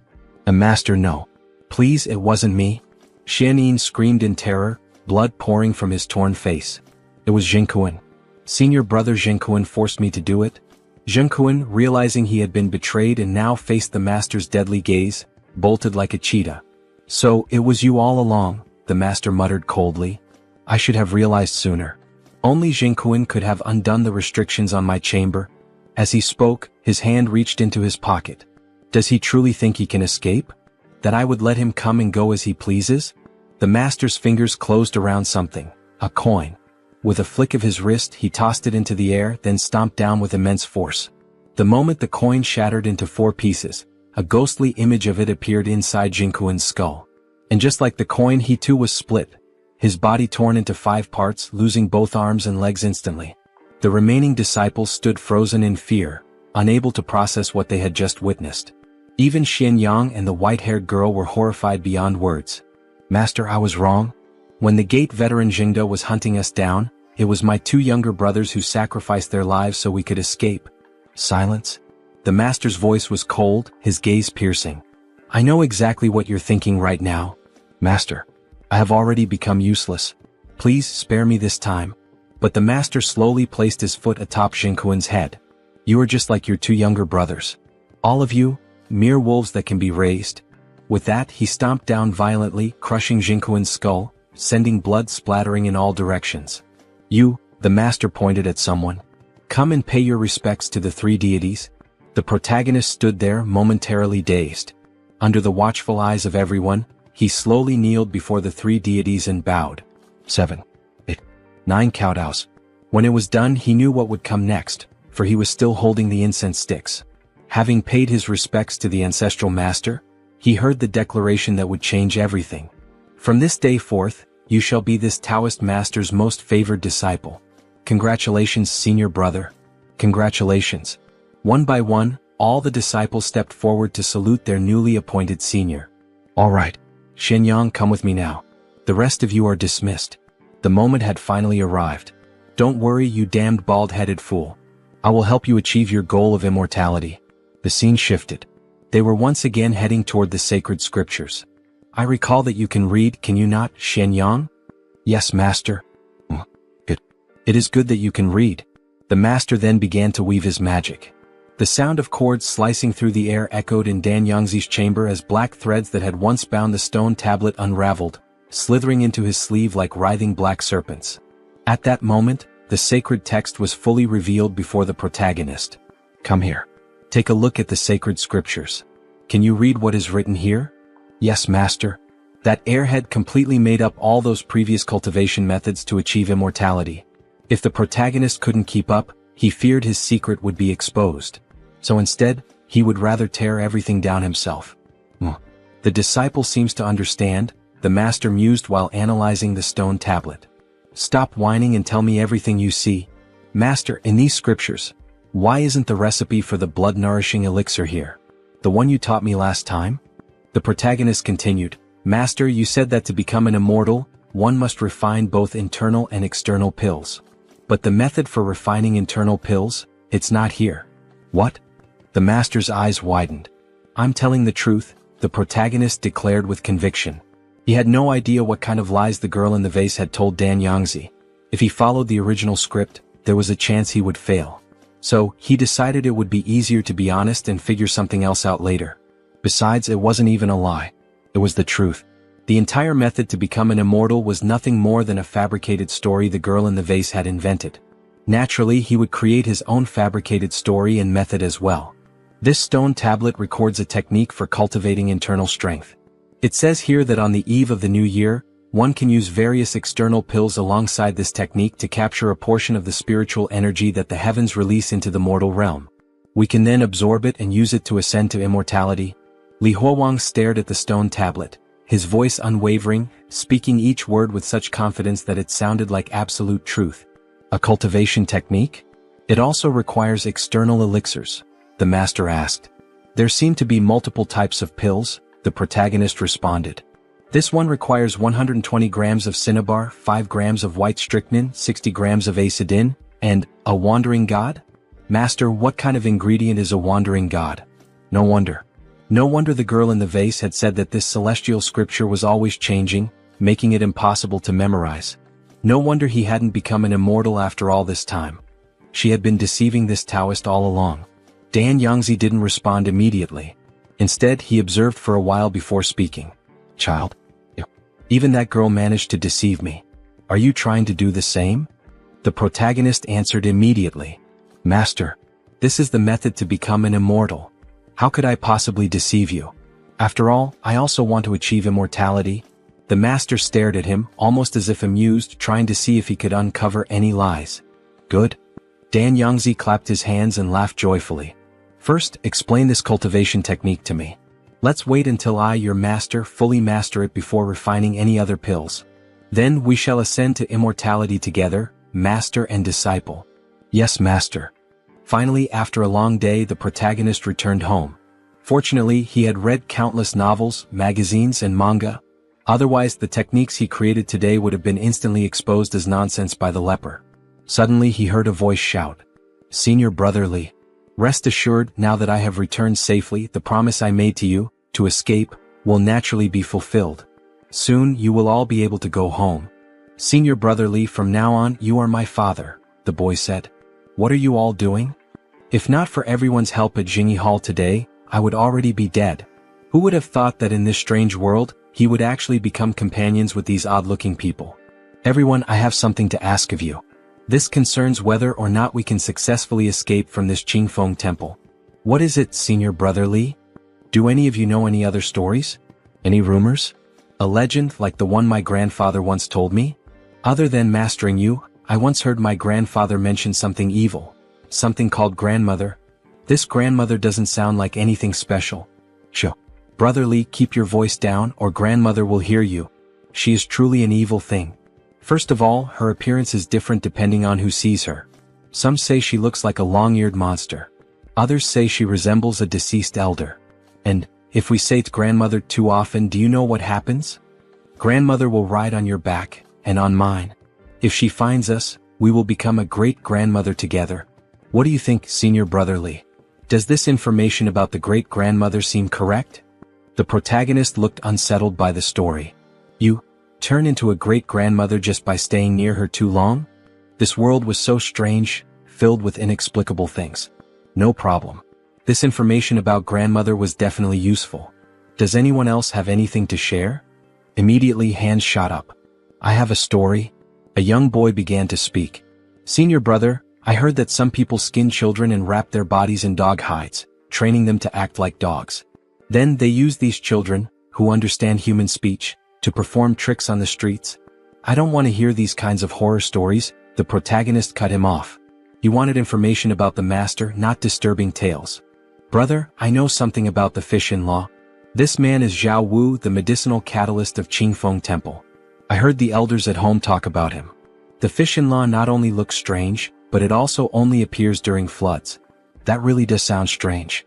Alright, tell me about the fish-in-law." "Senior, I also have a story. The medicinal catalyst of Qingfeng Temple, Shazi. I know Dao Dao. Alright, that's enough for today. I'll be back soon. You all just wait patiently for my news." News? The next day arrived. Early in the morning, Li Huowang was summoned to Dan Yongzi's room. "I've more or less mastered the internal and external heavenly circulation technique.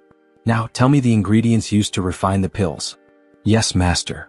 Li Huowang approached the stone tablet and once again began to inspect it, trying to make his words sound as convincing as possible. "Take 2 hearts of the mountain grandma and extract their essence." "Master, what is this?" Meanwhile, Dan Yongzi paced back and forth in his room, his face full of uncertainty. "Is that so? Do I really need something this vile to become an immortal?" "Master, what is a mountain grandma?" "Ignore it. Keep reading. 1 companion fish. Take its gills and soak them in 100 grams of A-stin." Li Huowang combined his own knowledge with Xiaowu's, carefully crafting an incredibly believable pill recipe. It had taken him the entire night to consolidate all the information. After he finished reading the fake pill's ingredients aloud, Dan Yongzi unexpectedly grew excited, muttering to himself. Once he compiled and analyzed the ingredients in his mind, he was stunned. "Yes, that's right. A-stin is naturally cold, so it must be balanced with something of a hot property like a companion fish. This is incredible. And to think we would need the hearts of mountain grandmas to refine a pill. Why did I never think of this before? Since humans can be refined into pills, then it stands to reason that evil beings like these could also be used for the same purpose." Dan Yongzi reasoned with himself, trying to justify the ingredients. Li Huowang realized that Dan Yongzi could be extremely intelligent at times, yet utterly foolish at others. He never trusted anyone but himself. Ultimately, everything came down to superstition. In a world without gods or demons, being superstitious would be considered foolish. But even in a world full of supernatural beings, being overly superstitious was still foolish. Just then, Dan Yongzi reached into his sleeve and pulled out a bronze handbell with a noticeable dent. Li Huowang immediately recognized its resemblance to the bells used to control zombies in movies he had seen before. Dan Yongzi shook the bell violently, and a piercing sound rang out. It was so loud that Li Huowang felt as if his head would split apart from the pain. He barely had the strength to close his ears and grit his teeth. At the same time, he realized that the bell affected not just his hearing, but also his vision. Everything around him twisted and distorted, as though the entire world were being shaken. What is this? What is Dan Yongzi doing? Did I make a mistake? Have I been found out? Just as Li Huowang feared he had failed, he noticed the edges of everything around him. The corners of the table, the hems of Dan Yongzi's sleeves, even the borders of the sacred text, starting to gather in front of Dan Yongzi. He couldn't clearly see what was forming, but he knew one thing for certain. It was made from the edges of everything around them, and it was alive. For a moment, Li Huowang thought he was hallucinating and shook his head. But then, right before his eyes, the thing split into two. As he stared at the two wriggling entities in front of Dan Yongzi, a hunch formed in his mind. Are these the creatures that will gather the ingredients for Dan Yongzi? Just as that thought crossed his mind, he saw Dan Yongzi lower his body, scoop up a handful of dirt and shove it into his mouth. Then, in an unnaturally distorted voice, he spoke to the creatures. His voice was bizarre, unnatural, yet the creatures understood him. As soon as Dan Yongzi finished giving his instructions, they quickly disappeared. When they departed, everything returned to normal. Dan Yongzi, looking pleased, said, "Don't worry. Even if the ingredients listed in the sacred text are difficult to obtain, I can still get them. It's a good thing I still have people outside to rely on." Li Huowang responded with admiration. "Yes, Master is someone who will definitely achieve immortality. Nothing in this world is too difficult for you. But Master, what were those things?" Dan Yongzi glanced at him and said, "It seems you still have much to learn. Those are the wandering gods mentioned in the sacred text." Due to the dangerous situations Li Huowang had been in for the past few months, he had never had the time to consider these things, nor had he taken the opportunity to truly contemplate the nature of the world he was now living in. What exactly was a mountain grandma? What were the wandering gods? None of these things had existed in his original world. If it weren't for the pork and lamb he had eaten here, he might have thought that nothing in this world was ordinary. Dan Yongzi placed the bronze bell back inside his sleeve and said, "This is a good treasure. I had to use a lot of my power just to take it." "Take?" Li Huowang asked. "Yeah, of course I had to take it from someone else. Do you think anyone would just give it to me for free?" Dan Yongzi said matter-of-factly. "That's what I should do if someone has something that I don't. I learned that lesson when I was 5 years old, the day someone snatched a bun from me. When I was younger, I robbed people and took their money. Then I started stealing techniques, treasures, even disciples. I've even taken the entire Zephyr temple for myself. And look, even the statues of the three deities haven't condemned me." Dan Yongzi's voice was filled with satisfaction. "You should listen carefully when adults speak. That is what it means to have manners. I'm only teaching you this because I treat you like my own family." Li Huowang hesitated for a moment before asking, "But Master, what if you can't take something away from someone else?" Dan Yongzi sneered. "Can't take it? Then I join forces with someone else to try and take it together. You're literate, yet you don't know how to use your brain? If I still can't take it, I'll poison them. If poisoning doesn't work, then I'll frame them. Do whatever it takes, use every underhanded trick possible. Just get what you need." Those few sentences alone were enough for Li Huowang to fully understand Dan Yongzi's way of doing things. He would stop at nothing, using any method necessary to obtain what he wanted. Li Huowang responded, "Master, you are quite wise." Dan Yongzi laughed coldly. "Yeah. So what if I can't read? So what if I don't understand many things? They called my ways vile and evil. Fine. Then I'll become an immortal and show them exactly who is stupid and vile." His last words came out as a shout, his ugly face contorted with rage. Li Huowang didn't know who Dan Yongzi was referring to, but it was obvious that there was a deep grudge between them. From that moment on, Li Huowang spent nearly all his time with Dan Yongzi, eating, sleeping, and researching the path to immortality together. During this period he refined the recipe bit by bit, making the sacred text's method appear increasingly credible. Before long, the ingredients Li Huowang had requested arrived. One of them was sticky, pale white, and covered in soft black fur. The other was a lump of faintly glowing black boils. The sight of them filled Li Huowang with both disgust and awe, disgust at their repulsive appearance, and awe at Dan Yongzi's ability to actually obtain them. "Master, should we refine them now?" he asked. Dan Yongzi shook his head. "No need. There's still some time before the new year. Let's have our New Year's Eve meal first." Li Huowang was momentarily stunned by these words. A New Year's Eve meal? Was this some kind of tradition? Without hesitation, he followed Dan Yongzi out of the pill refinement room, making their way to the cave where meals were typically eaten. The other three disciples, Chang Ming, Chang Ren and Xian Yuan, were already there waiting. When Dan Yongzi saw the empty table, his expression darkened. "Why have you not set places for the deceased disciples? Hurry and prepare their utensils. We must welcome them properly for the New Year celebration." Soon each dead disciple had their own set of utensils, placed neatly at the round table. Only then did Dan Yongzi's expression soften with approval. He took his seat at the head of the table while Li Huowang sat to his right. The left side remained empty, that seat was reserved for Jiang Kuan. "Bring out the dumplings." Assistants entered carrying a steaming plate of dumplings. The fragrant aroma filled the cave as they carefully used metal spoons to place the dumplings into everyone's bowls, including the ones prepared for the deceased disciples. Dan Yongzi chuckled. "Ho ho, the new year is almost here. Relax and eat." Despite his words, no one touched their food until Dan Yongzi took the first bite. He picked up a white dumpling with his chopsticks and placed it into his mouth, chewing with satisfaction. The pork lard and chives blend together quite well. He suddenly paused, biting down on something hard. "What's this? Coin? Ah, a sign of good luck." Li Huowang stared at the dumplings in his bowl for a long moment before finally taking a bite himself. Dan Yongzi watched him eat and grinned. "You all are lucky being able to enjoy dumplings like this. When I was your age, I didn't even know what dumplings looked like. I had only ever heard of how delicious they were. Then one year, during a New Year celebration, I caught a whiff of an amazing aroma coming from someone's house. That was the first time I saw dumplings. I didn't even bother playing with their beautiful daughter that day. I simply cut her down and went straight for the dumplings cooking on the stove. I must have eaten at least 1/2 kilogram of them. Back then the stuffing was the same, pork lard and chives." The other disciples only smiled weakly at the story, while Li Huowang quietly stuffed his cheeks with food. Dan Yongzi noticed the tears welling up at the corners of Li Huowang's eyes and sighed. Without saying a word, he picked up his own bowl and placed it in front of Li Huowang, giving him his share of dumplings. "Sigh. Looks like you've had a tough life too. Eat slowly. Don't choke." The New Year's Eve dinner of 5 continued, the only sound in the cave being the clinking of bowls and chopsticks. Just when Li Huowang thought they would move on to refining pills, he saw Dan Yongzi pull out a stack of red envelopes from his sleeve, handing them out to each disciple, including the dead ones. "Come now, the new year is almost here. Place them under your pillows." Dan Yongzi sighed as he watched them take the envelopes. "When I was your age, I had no elders to give me red envelopes." Dan Yongzi placed the final red envelope beside Zheng Kuan's bowl before turning to Li Huowang with a smile. "You don't need a red envelope.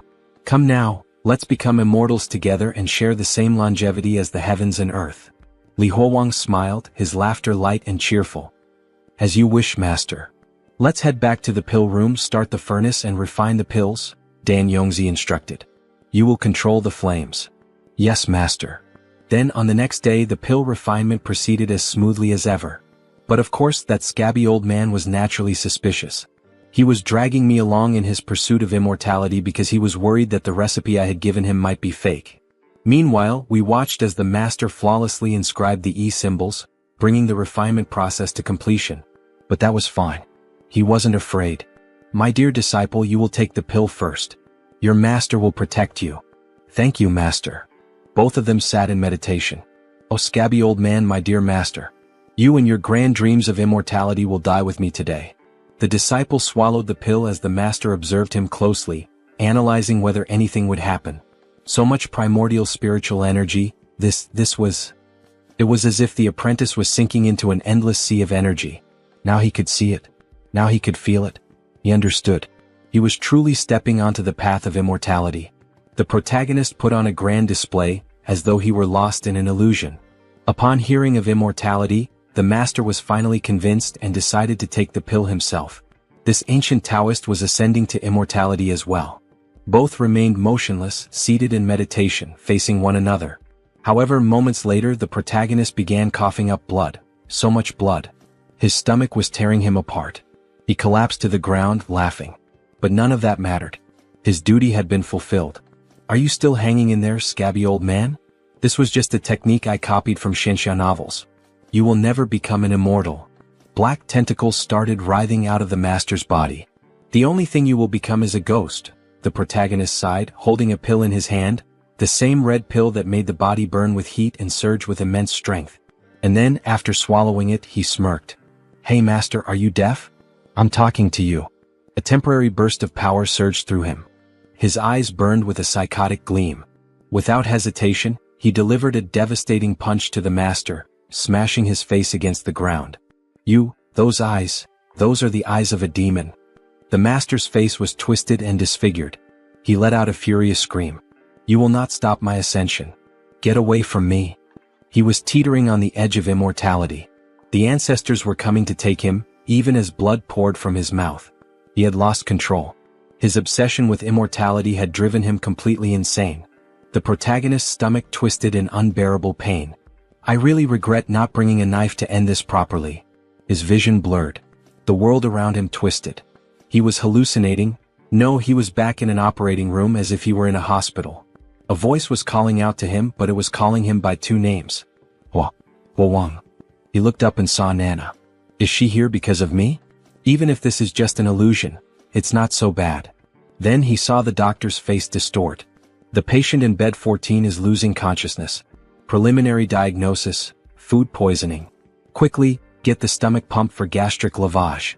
Gastric lavage, my ass. This is a psychiatric hospital? Where the hell would you even get a stomach pump? The sound of medical equipment echoed, beep, beep, beep. If you're going to have hallucinations, at least make them logically consistent. Beep, beep, beep. Ho Wang. Li Ho Wang. He heard someone calling his name as he floated in a sea of blood. Hold on. You promised me. He opened his eyes, a fly landing on his face. Then suddenly his body convulsed and he started vomiting, purging everything foul inside him. He was still alive. How was that possible? Wait, if he was alive, then that meant Dan Yangzi was also alive. But when he turned around, what he saw was beyond insane. What the fuck? What the actual fuck am I looking at? 3 flowers gathered at the crown of the head, ascending to immortality? He saw his master, body completely disfigured, with angelic wings and multiple eyes. So this is how it feels, so this is what it is. So this is what it truly is. It turns out, this was the truth of the Tao cultivation. I understand it now. The cultivation of the Tao. I understand it now. He kept repeating the phrase over and over.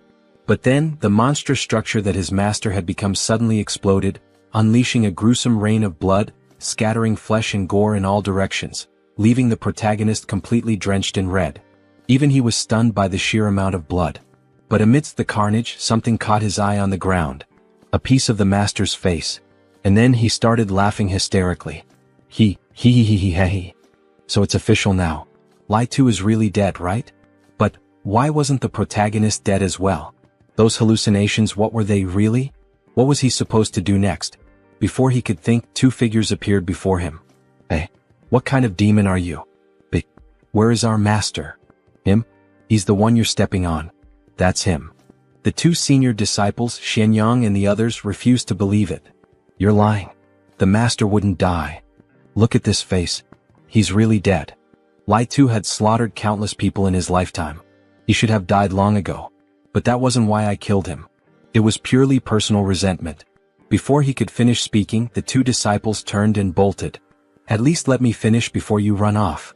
The protagonist rang the bell, calling out. Everyone gather here. Lai Tu is dead. You're all free to go home now. The others stared at him in disbelief. That piece of skin, was that really Lai Tu? No doubt about it. It was him. Let's hurry. Run, follow us. We can finally go home. Everyone leave now. Dan Yangzi is dead. We can all return home and celebrate the new year. Lai Tu is dead. Where are you all from, brothers? Let's travel back together. Brotherly, we can finally go home. But as they made their way out, a sound reached their ears. They turned their heads slightly and saw the 3 remaining disciples locked in a fierce battle. Xianyang.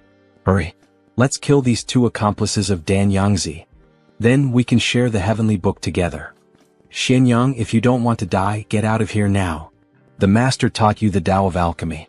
In a situation like this, do you really think you can stand against the two of us, who practice the Tao of the sword? So, in the end, this is all about the heavenly book. But that wasn't really a book that granted immortality. It was just an old scripture. Senior brothers, why don't you come with us instead? Xianyang, if you're not interested in the book, then leave now. Otherwise, we will kill you. Alright, so they will go first. Those three older brothers will keep fighting among themselves. We'll meet again. Then the protagonist begins to ring the bell. Everyone who wants to go home, follow closely behind. Don't get curious and don't look inside. The swords of the three older brothers show no mercy. Then they're finally out. We see them as if emerging from a cave into a forest. It looks like sunset with birds all around. Everyone is happy, at last they're going home. What joy. The sun is already high. Did he spend the whole night with the bald guy in the alchemy room? Senior brotherly, let's go too. Wait a moment, says Huowang as he gently holds her hand. Then he places something in her palm. These are the last words and addresses left behind by those who died here. After you leave, remember to find someone to go with you and take these back to their families. Senior brother, what do you mean he's not going home? Home. Forgive me, but Huowang no longer has a home. So he returns to the temple. Where else could he go? That place is all he has left in his memories. Speaking of which, today is the first day of the lunar month, and he hasn't eaten that disgusting black tai sui this month. The effect that suppresses the hallucinations is about to wear off? Even if it's not real, it doesn't matter. Let him see Nana one more time, just once is enough. Then, as he closes his eyes, he begins to sink into a deep ocean of blood, as if his mind is emptying. However, before he reaches rock bottom, he hears the sweet voice of the white-haired girl. Senior brotherly. At the same time, Nana pushes him from the other side. Li Huowang. Senior brotherly, let's go together. There's no need. It's alright here, he's used to being here. Well, since Senior brotherly wants to stay, why don't they just leave? Be quiet. Don't you dare say that again. Everyone falls silent after hearing the sweet girl shout at them. Senior brother, if he can't go home, he can go to her home. Her home is very spacious and the east wing is empty too. Senior brother, he's not completely alone. Huowang, you still have her. Li Huowang. He can't give up on himself. Can he hear that? Beep, beep, beep, son, you can't die. If he dies, how will his father and mother go on living without their son? Huowang, beep, beep, beep. Then once again that butterfly appears in the protagonist's eye. Li Huowang. Nana, that voice is yours, Li Huowang. He quickly gets up and tries to grab her. Nana, I knew that was your voice, hold me. Huowang. Promise me that no matter what he encounters, he will never give up. He has to live a good life, alright? Alright, Nana, I promise you. Senior brotherly, let's go. It's uncomfortable for her to stay in that position. Then he realizes that this whole time he has been speaking to her, and not to Nana. Or maybe she and Nana are the same person. Huowang doesn't know what to think anymore. Alright, here, take this back. None of us here can read it, so returning their last words is something he must do himself, Senior brotherly. Wait, I can read it? But the other one places a hand over his mouth. Even if you could read it, it's better to pretend you can't right now. Can't you sense the atmosphere? Senior brotherly personally made a promise to them, so as a man of his word, he must honor their final words. Oh, alright, we'll start heading out now.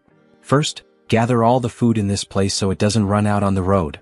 Yes, Senior brotherly. He still has one more thing to take care of.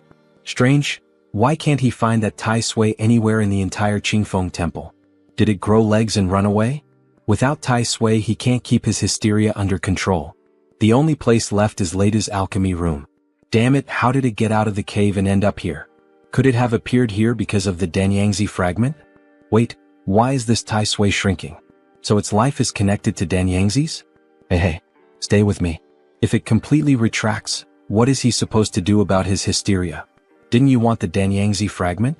Then he picks up a chunk of flesh, organs scattered across the floor. He'll give it to it now. He stuffs it into the monster's mouth, but even after it consumes part of Danyangzi, the situation only gets worse. What the hell is going on? After devouring Danyangzi's remains, this tai sui is shrinking even more. No, he can't waste it, not even if it dies. Dried food, travel expenses, and a few spare sets of clothes. They should have taken everything useful from Qingfeng Temple. This should last them for a good while. She wonders how Senior brotherly is doing. As she gets closer, she sees everyone gathered, murmuring something. So, this was the thing Senior brotherly wanted to handle on his own? Damn it, if he had known it was this, he never would have followed his lead. Then he starts vomiting. God knows if this thing will end up eating them too on the road. Then we see the protagonist devouring the entire monster, all of its organs, like some wild animal desperate for meat and starving. Senior Brotherly, I finally found you. Forgive me for this disgraceful scene. This Tai Sui can suppress his hysteria. But for some reason, it keeps shrinking and looks like it's about to disappear. He had no other choice but to do this. She seems to understand the reason and chooses to ignore the whole situation. His clothes are filthy, Senior Brother. She brought him fresh, clean clothes. Is there anything else Senior Brother needs to take with him? Let's go. There's still one more place to check. It's so quiet here. It seems the 3 older brothers have decided the winner. Senior Brother, have you finished fighting? Well, they're all dead. What a brutal scene. One of the brothers is impaled, another lies dead with a sword through his stomach. Senior Brother won't need this sword anymore, so he'll use it for now. Then he sees the sacred book again. This celestial book. If he leaves it here and it's discovered, he has no idea how many people it might harm again. So, with a swing of his sword, he tries to break the stone, but instead, the sword is the one that shatters. Dwan, the sword breaks into pieces, but the celestial book remains intact. It seems this celestial book might be considered a treasure for now. So why not take it with him for the time being? If he can't handle it, he can always trade it at a pawn shop for some travel expenses. Senior Brother Changren, he has a sword here, he'll take that with him as well. Rest in peace. Senior Brotherly, are we about to move on? Let's go. Let's leave this godforsaken place behind. Before they leave, we see the mountain catching fire. Let everything here burn cleanly. What kind of people and events will he encounter in the future? Suddenly he finds himself looking forward to them. Senior Brotherly, please slow down, her eyes hurt. She's crying, maybe it's because of her albinism? He then starts cutting a piece of cloth. Next time when the sun is high, you can use this fabric to cover your eyes. He ties it around, but she still can't see anything through it. That's alright, he'll hold her hand. Skinny child, is he done yet? Almost there, poot poot. Seriously, father, do you really have to rush me while I'm taking a crap? Lu family's troop youngest son Lu Xiaozai. Then he hears something in the forest. Who's there? Show yourself. Ha ha ha, so it's nothing. Maybe just his imagination. He probably misheard. But something behind him starts laughing. Then the scene changes, we see a carriage with people hiding inside it. Father, what are we going to do? Asks Lu family's troop eldest son Lu Jiren. Father, think of something, says Lu family's troop eldest daughter-in-law Luo Wanhua. What could he possibly do in this situation? Lu family's troop leader Lu Zhuangyuan. In this situation, the only thing he can do is beg, Ghost Grandfather, please spare his family. Everyone in his family has a bitter fate. They're only here trying to make a living. Tell me, do I look more like a human or a god? This being, it's here to request a seal? We see the image of an entity dressed entirely in red, truly resembling a god, or at least something deeply sinister. The man is kneeling begging. He can't answer this question in desperation.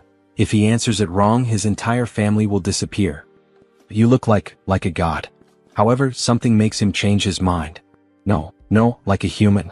However, Li ends up stepping on a branch, making a noise. That's not right either? It shouldn't be. He told you, Senior Brother, of course we'd find someone following this pile of crap. After all, it's still warm. That's disgusting. You idiot, you knew it was something gross, but you still lowered your head and followed it. Are you planning to eat that? Shut up for a minute. Damn it, Senior Brotherly, look, what is that? There's a face on both sides but no back of the head. What even is that thing? Father, look behind us. What are those monsters doing again? But in reality, it was just the group walking. Who the hell is that brat calling a monster? Is he looking for a fight? Everyone hold up here for a bit. More people coming to the show. What the hell are you? I'm a human being. Don't I look like one? You look like garbage. He then draws his sword. Who cares what the hell it is? Striking first is the best defense. Then he charges swiftly at the monster, throwing his sword with tremendous force. However, the monster dodges the attack with ease.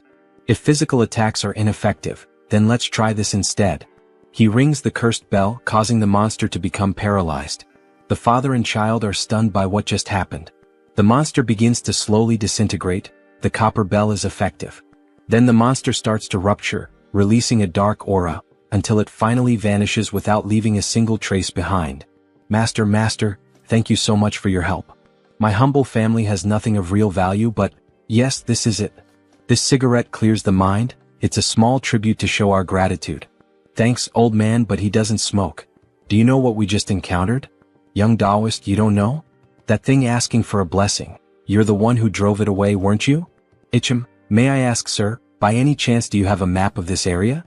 We're not from around here and got a little lost in this forest. He doesn't have a map, but his family often travels through this region, so he knows all the roads here. Where are you heading, young Taoist? If we're going in the same direction, perhaps we could travel together. This Taoist seems to have real skills. That thing looked like it had latched onto us, so if we stay close, maybe this Taoist master can keep his family safe. However, our protagonist must first visit a few places. All of these brothers and sisters who accompany him were brought here by him. Therefore, he has the duty and the mission to return each one of them to their home. There are also some who will never be able to return home, whether because of abandonment, death, family problems, or other unresolved issues from before they were kidnapped. He has the moral and ethical responsibility to deliver each of these brothers back to their families, one by one. The old man becomes visibly shaken. However, he understands the situation. Young Taoist, take a look at what he drew. He used his pipe to sketch a rough map of the region on the ground. And so, where are we on this map you drew? The protagonist asks. Here on this spot of the map is Ho Shu. Below Ho Shu is Si Chi, and to the left of Si Chi is the kingdom of Nanping. We are currently on the road to Wuligang in this direction here. If they keep walking toward Wuligang, they will arrive near Janya town. If they continue walking toward Janya town, they will reach Shijing. Alright, I think I understand this map now. If you look closely, this world seems a bit like the 5 dynasties and 10 kingdoms period from the past. There is no unified country or central government here, is there? Alright, thank you for the explanation. However, sir, if he wants to go to the kingdom of Liang, which path should they follow? The old man looks surprised by the question. Young Taoist, is he really trying to go to the kingdom of Liang? That place is very far from here, and besides, that land is still at war with our kingdom of Nanping. This war has lasted for several years now, and it is a very dangerous place to visit at the moment. The old man would not recommend going there. Everyone is left with a look of sadness, especially the girl. Don't worry, says the protagonist. He will certainly take her back to her home, and then he offers her a piece of warm meat. Young Taoist, if he really wants to go to the kingdom of Liang, he will have to pass through the city of Janya. If that is the case, they can travel together for this small part of the journey. So, how about we form a team? Senior brother Li's family is in the city of Janya. There are also some postal services in Janya city, and if they have the means to offer some copper coins, they can send messages throughout the entire kingdom. By paying, they will be able to help find some of the families of their brothers. City of Janya? He thinks for a moment about the proposal under the moonlit night, with the wind blowing against their faces. With a slap on his own thigh, he decides. Alright, sir. They will travel together to the city of Janya, and they will count on him to guide them along the way. Young Master Taoist, he is so kind. Everything can be easily discussed, says the old man happily. So they start walking through the same dark forest as before. However, a red smoke looking like blood watches them and laughs at them as if something were observing them. Then, on the following day, they exchange information among themselves. The old man, along with his children, performs theater shows as a way of making a living. And so, how is the business in this theater trade? Times are hard and business is even harder. After a severe drought, the entire city of Nanping suffered a great flood, and ordinary people are struggling even just to eat. Look over there, we can see some people in the fields. Then they both continue talking as they travel. The old man, smoking and riding on the donkey, explains the business situation in more detail. Since common people have no money and are struggling even to afford a basic meal, there are even fewer who are willing to watch performances, give tips, or spend money. So, are there no more rich people in these regions? Like the nobility or wealthy landowners? These rich people do not even bother to hire a theater group for a funeral anymore. They just finish it off with a meal. Not even for branch ceremonies. Then they see 2 children playing and watching the group as they pass by. The tall young man tries to communicate with them with a smile on his face, but he ends up causing the opposite effect. The children scream, "It's a ghost," and the other starts shouting for his mother. The old man says, "How can we, singers, compare ourselves to the skills of the young Taoist?" The children run away, scared by their ugly faces. The young Taoist is so powerful at such a young age that his future achievements are limitless. It's not all that, he says, there's no need for flattery. Then, as they continue traveling, he takes the opportunity to ask the old man a question. These lands have really been without water and remained under severe drought for a long time. In any case, is there any well-known sect in this country of Nanping? A sect with special abilities, for example, people like him? Yes, special abilities, yes, they do exist. There is a sect in the city of Shijing. They are very good at helping people have children. Called, what is it called again? The old man is already going crazy from smoking that pipe so much. Right. If he gets to Shijing, he just needs to ask someone on the street and they will know. Then one of the old man's sons interrupts the conversation. Father, look ahead. We have finally arrived at Wuligang. They see a very humble village along a dirt road with dead plants, no water, and a large cloud of smoke rising from the town. Young Taoist, let's move to an open space at the entrance of the village and begin our performance. All right. The Liu family's theater troupe is about to start the show. Set up the stage. In the next scene, we see the protagonist lying down on a pile of hay, resting and thinking about life. Shijing. He wonders what kind of sects exist in Shijing and what they actually do. After all, asking for a child does not seem very trustworthy. But since they dare to establish themselves in a big city, they are probably not an evil sect. Then, something is placed over his face. He quickly gets up, startled. Senior sister, why on earth did you remove the blindfold we had put on her again? It is still daytime. Her eyes are going to water again. However, she ignores him with a beautiful smile on her face, giggling. Senior brotherly, look at this bronze mirror. They use this mirror for makeup in the opera. It shows a clear reflection. Look, the reflection is really very clean. Then she points to the protagonist, showing him his reflection. But in desperation he shouts, hey, wait a second. Senior sister, back at the Qingfeng temple, did he really look like this? With this same face shape? Eyes, nose? Yes, senior brother, it has always looked just like the way it is now, as reflected in the mirror. What's the matter? Senior brother, is there a problem or something strange about his image, about his reflection in the mirror? Bai becomes worried by this extreme change in his mood. After all, he has often shown signs of being unstable. No, it's nothing, don't worry. Looking at his reflection more carefully, he realizes that his new face resembles his face back when he was in the hospital, but with an older appearance. Back at the hospital, he was still in high school. How could he be this old? No, his mind is a mess and his memories are fragmented. His life truly feels like a joke. Meanwhile, off to the side, people start gathering around the square as they notice a red canvas being unfolded. Then the theater performance begins. The old man is dressed in traditional clothing, with a few black smudges on his face and a weapon in hand. Ouch. His cruel uncle has thrown him out of the house.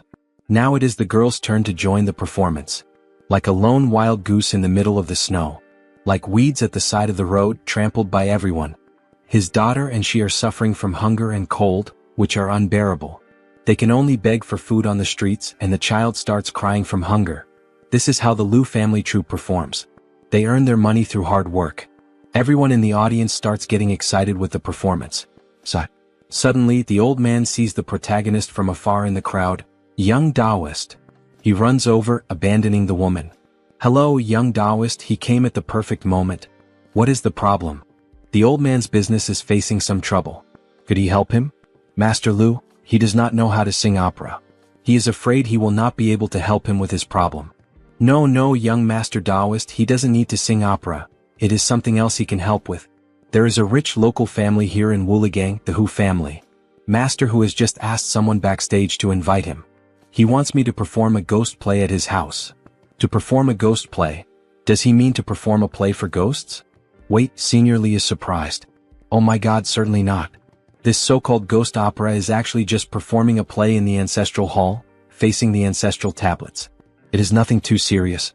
If it is only that, then what problems are there with this business? Why doesn't Master Liu handle it himself? Because, he then sighs before explaining, because this is also the first time he will be performing a ghost play and he feels a bit uneasy, he knows. So he would like to invite him, a Taoist master, to be there and help keep him calm. Master Liu, he apologizes, but this is something he cannot help with. He generally tries to avoid these kinds of things. There is no way he would go out of his way to get involved. In the next scene we see a bit more of the city with people moving through it. Then we see the protagonist talking to someone in an alley. Senior brotherly, we don't have much food left. Even if we eat in moderation it will only last 3 days. Is it because we have little money? She has a jade pendant that could be exchanged for money. She is worried about his innocence. Senior brotherly, There are no pawn shops in this village, so even if we wanted to exchange it for food, the villagers wouldn't have enough money. So, that's how it is. However, their conversation is interrupted by the old man. Hey hello young Taoist, hi young Taoist. Master Lu, please reconsider the request made by this old man earlier. Master who is very generous with his payments. As for what the other side is offering for this deal. The old man excitedly proclaims the amount. 10 taels of silver. Master who is offering 10 taels of silver. If the young Taoist master accepts, each of us will receive 5 taels. Converted into copper coins, that's 5,000 copper coins, young Taoist master. Bai becomes interested and curious about the proposal made to Li. How much grain could this buy? It should be enough for us to travel for a good while. 60%. How about he keeps 60 and the old man takes 40? Young Taoist, he is begging you. It's not easy to make that much money these days. The protagonist hesitates, thinking about what to do. However, an unexpected doubt arises. Master Lu, is there a blacksmith in this village? He asks while holding the bell. What? A blacksmith shop? He will take the job, but first he needs to find a blacksmith and repair this bell because as you can see it's dented. Only after that will he be able to help. Then we hear the sound of a hammer striking hot iron. He starts to complain. Can't hammer, can't melt, so how can he fix this handbell? What kind of stinky problem is this? Blacksmith of Wooligang. So, any solution? He asks, shaking the bell. These days, one after the other. Only crazy people come here. Come here, damn it, give me a hand helping with this madness. Boy, are you using your strength? He's already using all his strength. They try to straighten the bell with a pair of tongs. However, young Taoist, this seems complicated. Both are exhausted from their futile efforts. Damn it. This is strange, what kind of copper is this thing made of? How is it so hard? It's just a damn bell, it should have been fixed by now. Young man, the old man remembers, the last time I took this treasure it was already dented. But that didn't stop me from using it. How about we head to the ancestral hall first? Master who must be getting impatient. The protagonist looks irritated and starts searching through his clothes. Then he finds a red pill, the one that makes the body warm and grants supernatural strength for a while. So there's no choice. I'll try to do this on my own. Hey kid, the two of us couldn't do it and you think you can just do it alone? Don't try to act like a smartass. Oh my god. Then he begins to see something incredible happening in front of him. A red aura spreads around the forge, making the place even warmer. This is truly amazing. We see the protagonist effortlessly straightening the bell by himself, power emanating from his eyes as he gains incredible strength. It seems the pills still work, especially in this world outside. The restoration is successful, and the bell is now in perfect condition. I told you not long ago that this young Taoist is incredibly powerful, right? Yes, that was truly amazing and there's no explanation for what just happened. What the hell did he do? I saw him put something in his mouth before this explosion of strength. Master who really invited a specialist to help this time. After some time talking, the protagonist steps away from everyone and heads to a more secluded spot, near a river. He picks up the bell and, before heading to the ancestral hall, he should test the bell first. It seems to be repaired. Next, he just needs to test it the same way the bald man did. First, strike the bell with a light force. As he strikes the bell, the water begins to move evenly. It worked, he can imitate what that damn bald man did. Little by little, a monster begins to form from the water. Success, even though only one old man was summoned. Still, it's not the same as that damn man who managed to summon 5 monsters at once. Alright, the next step is just like the bald man. Grab a handful of dirt and shove it into my mouth. Then he starts chewing the dirt near the river. Can it understand my words? He asks, his voice distorted. Yes, it can understand. The monster really understood and spoke the same language.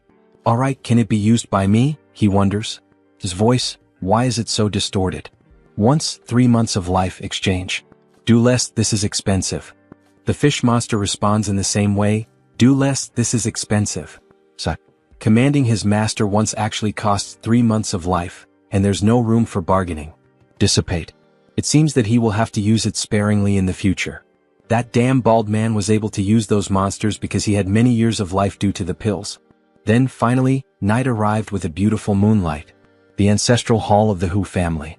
Many people have already gathered in front to enjoy the show. Ah, young Taoist, you've finally arrived at the location. Come this way, I'll take you to the main hall. And then, how are the preparations, everything's ready?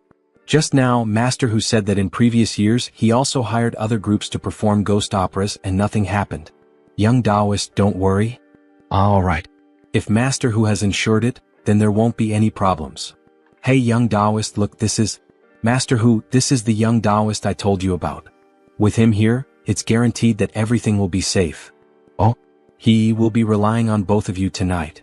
Then we are introduced to the homeowner. Hu King, the wealthy master of Woolagang. But Master Lu, he remembers there being women in his troupe. Don't worry Master Hu, the women are just preparing outside and won't break your rules. If that's the case Master Lu, once the ancestors come out to watch the opera, we, the descendants who invited the performance, must leave. Please take good care of the ancestral hall. As for the opera, choose something cheerful, as the ancestors told us in our dreams that the underground is very quiet, and they want to watch something festive. Alright Master Hu. Also, when the opera begins, the living cannot speak to the performers so the ancestors aren't disturbed while they listen. Don't worry Master Hu, absolutely no rules will be broken. How strange all these rules and commotion. Well, anyway, no matter how you look at it, it doesn't seem like anything will go wrong. Let's hope everything goes well. Then the show begins. The Duke Gong likes wine and listens to frivolous music. Jie Junshin asks about the dance posture. King Liang is tyrannical and the people's lives are difficult. The heroes of Namping learned about water and fire. Since ancient times, the rise of the ambitious has brought suffering to ordinary people. As the saying goes, success is built upon 10,000 withered bones. The protagonist watches everything from afar. Truly everything is going well. On stage, the atmosphere is lively and bustling, but the audience is in complete silence. Don't think too much about it, it's rather frightening. And as good as the music is, staying up all night to listen to it still makes you sleepy. It's lively and bustling, but the audience is in complete silence. Don't think too much about it, it's quite scary. The characters in the play begin to fight and put on a beautiful performance. But no matter how good the music is, staying up all night to listen to it still makes you sleepy. It seems that ever since he arrived here, he's been getting sleepier. He seems to fall asleep easily. This isn't good as he accepted the money. The reality starts to shift as he falls asleep, as if he's returning to the hospital.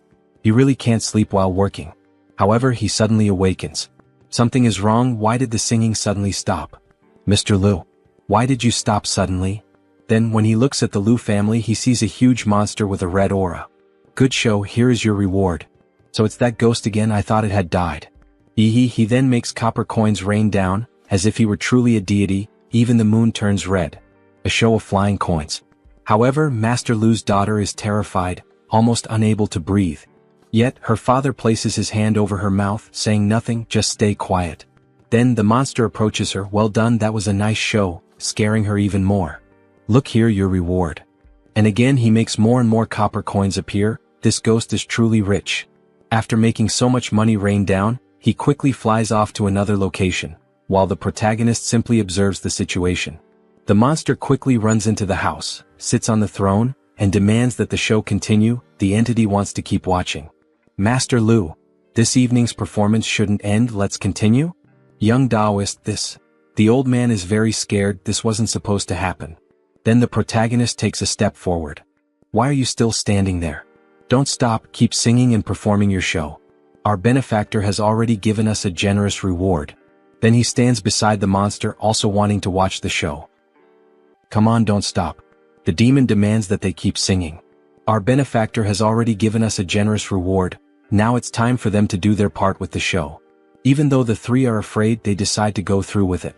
Alright, young Taoist. They will start the show again, apologies for the mistake. A round and bright moon rises early in the east. That thing has come, but it isn't even attacking. What the hell does it want? I'm thinking of my dear old mother in the hallway. Clang clang, clang clang. The demon looked like a child, excited by the show it was watching. Joyful and happy. It even claps along to the rhythm. This thing can't be here just to watch the opera, right? Wait, what's happening? It's getting blurry? The demon begins turning into a red mist. Clang clang rising, diffuse. Following him, my lord. How? The mist begins to approach the members of the performance, slowly drawing nearer as it listens to them sing. Especially to the girl, who starts to feel cornered. It's like a sheep facing a predator. Then the demon appears in front of her, laughing, and with the enormous claw of his hand, he pierces the girl's head. Although he doesn't actually harm her, it's more as if he passes through her mind and out her mouth, so that, in the end, he can extract something from within her. Something that looks like a seal and at the same time like a candle. The demon had waited all this time to obtain it and then decides to eat it. All of this happens while the protagonist watches the situation unfold. The girl appears to be physically fine, although when she realizes the demon has eaten something that belonged to her, she goes into a state of shock and even begins drooling from her mouth. And with that, the demon became more active, revealing its mouth as if there were several souls inside its stomach. If you didn't have this unpleasant habit like humans do, of taking, then it seems what he consumes is not a candle or sweets, but rather the fear produced in people's hearts, right? We see his image facing the demon as if there had already been many victims, each one consumed along with the terror in their hearts. Are you angry? That means he struck a nerve. Master Lu, don't stop. If she's afraid of being blinded by the strong wind, she just needs to close her eyes and keep performing. He calls out from inside the great house. Just believe what he says and everything will be fine. Still, they seem hesitant to trust him, especially the girl who struggles to give him that vote of confidence. Yet even with the demon nearly taking full hold of her fear, she begins to sing again. The second clock ends, the shift and the change begin, and I sit in restless silence, my sleep uneasy. I have not failed the common people of Gu County. This golden decree calls upon me, for this reason? She sings with anger, and the demon begins to enjoy it once more. Aha, tell me, does he resemble a human or a god? The question is directed at the protagonist. You resemble a demonic spirit formed from a double-yolked egg, and with one sword strike, he tries to cut the demon. However, he ends up failing. Healing and health, just listen to the sounds of the fight inside the building. At 3 o'clock in the morning, a round and bright moon lights up the courtyard. The song and the performance continue, even with the intense fight between the two. The girl and the boy keep dancing, even surrounded by all that red mist that signifies the demon's presence. The girl, upon snapping out of the emotional shock, is startled to see our protagonist in the sky, fighting. He is trying to kill the creature, but in the end, when he throws the sword, it flies past the old man and nearly kills him. However, while he is thrown far away by the demon, the book containing the sacred scriptures ends up slipping out from his body. And when he manages to pull it back, since it was tied to him, he realizes that this stops the demon from continuing to harm him. Yes, these scriptures really do contain some kind of overwhelming power. After all, even a monster like this one is frozen in fear. And even wounded by a purple energy emitted from the stone that holds the scriptures. He hadn't expected that. This thing truly fears the celestial scripture. That is going to be his advantage to win this fight. The demon now seems to want to retreat, because even it can't stand against that cursed stone. Aha, it looks like fortune has turned. Now it's his turn to counterattack with everything he's got, even if it means using that damned stone. And we see one of the most beautiful scenes so far in this manhwa. He stands in contrast to the red moon, on a night devastated by darkness. Yet there is an intense glow of purple-black light shining from the sacred scripture. At the same time, the bell hanging from his body is clearly visible. The demon is enraged and charges at him, and with that, we witness a brief clash between the two mists, the red and the purple. He is literally using a stone to strike the demon, or at least trying to hit him. But the demon manages to dodge, causing the stone to slam into the ground and leave a hole right in the middle of the courtyard. Go to hell, he will drag the demon to hell here and now, even if it means sacrificing himself. And in a desperate moment, using all his strength, he hurls the stone with the sacred scriptures straight at the demon. But he ends up failing. After all, the monster had hidden itself within the walls. Damn it, he says, frustrated. Can this thing from the dawn even pass through walls? Disappear? Consider yourself lucky for having escaped so quickly. We see the damage he left on the wall while using the stone, and the funniest part is that the stone remains completely intact. Then the old man approaches him with the sword in hand. Young Taoist, here is your sword. My sword fell near your side? Thank you, Master Lu. As he takes the sword, he begins to hear a demonic laugh. It's coming from Master Lu. He has been possessed. Tell me, do I look more like a human or like a god? His appearance has completely changed, with a wicked grin and glowing red eyes. Wait, this isn't good. This Master Lu is a fraud. He shouldn't have taken the sword. His hands are full. Then the old man's hands begin to transform. He now looks like a ghost as he tries to grab him. Penetrating, he manages to sink his claws into his body. The demon got what it wanted, to reach the protagonist's body. Finally, foolish human. Now tell me, does he look like a human or like a god? But he stays completely calm. After all, this was all part of his plan. There's no way for the demon to escape him now. So he begins ringing the bell in front of the possessed old man. We see several golden scriptures start to appear around the demon, and then, one of the spirits that responds to the bell's call swallows the demon whole. He continues to ring the bell while the monster is devoured by the spirit. Master Lu's face begins to become disfigured, as if it were melting. In the end, only an empty shell is left behind. It's finally over. It turns out the real body of that thing was the shadow on the ground. No wonder cutting its body in half didn't work. Checking the time, it's almost 5 in the morning. At last it's over. The intense glow of the night, with the reddish moon and petals scattered through the wind. Yet he begins to hear a song. The God of Joy sings. The God of Joy smiles. Well-dressed and courteous. Kind and warm. What the hell? This demon still isn't dead. He then rings the bell faster, causing the spirit to devour once again this small remnant left of the demon. However, this time 2 of them appear. The God of Joy dances. The God of Joy enjoys himself. The ink on the red paper is fresh. The God of Joy is angry. The God of Joy is sad. The skull lanterns shine bright like the sea. And more demons begin to appear, each with a different shape. What the hell is this cursed thing? The God of Joy is hungry. The God of Joy is starving. In the left hand are the heart and the liver. In the right hand are the intestines. Is this ever going to end? The protagonist sees a sea of corpses, as if he were witnessing the very vision of hell. The village chief has come to welcome the God of Joy. Then the entire mansion becomes engulfed by demonic power. He has fallen into a trap. We see him as if bound by several spiritual ropes wrapped around his body. Welcome. And his face is beginning to become distorted. No, he must not think of that name. He tries to resist the demon. But something is happening before his eyes. He cannot quite understand what it is. He is trying to pierce his way out of the heavens. He can no longer keep watching. Trembling, he shuts his eyes. Then, a hand begins to emerge at his side. What the hell is this? Where did that hand come from? The hand grabs hold of all the evil and finally manages to shatter the illusion that had been cast until now. Finally, the protagonist begins to see the sun. And suddenly, he realizes that he had been in the chair the whole time. Phew, he was saved. With that hand now, he managed to hold on until dawn. That hand, whose hand was it? He stands up. It shouldn't be the Lu family troupe. The sound of their performance has not stopped since then. Then some of the elder stones from that house begin to move. Wait, was it you who helped him? Then they start to fall. Even if it wasn't you, there's no need for such a strong reaction. However, the hand appears again, touching his shoulder, calling him child, just like his old master used to.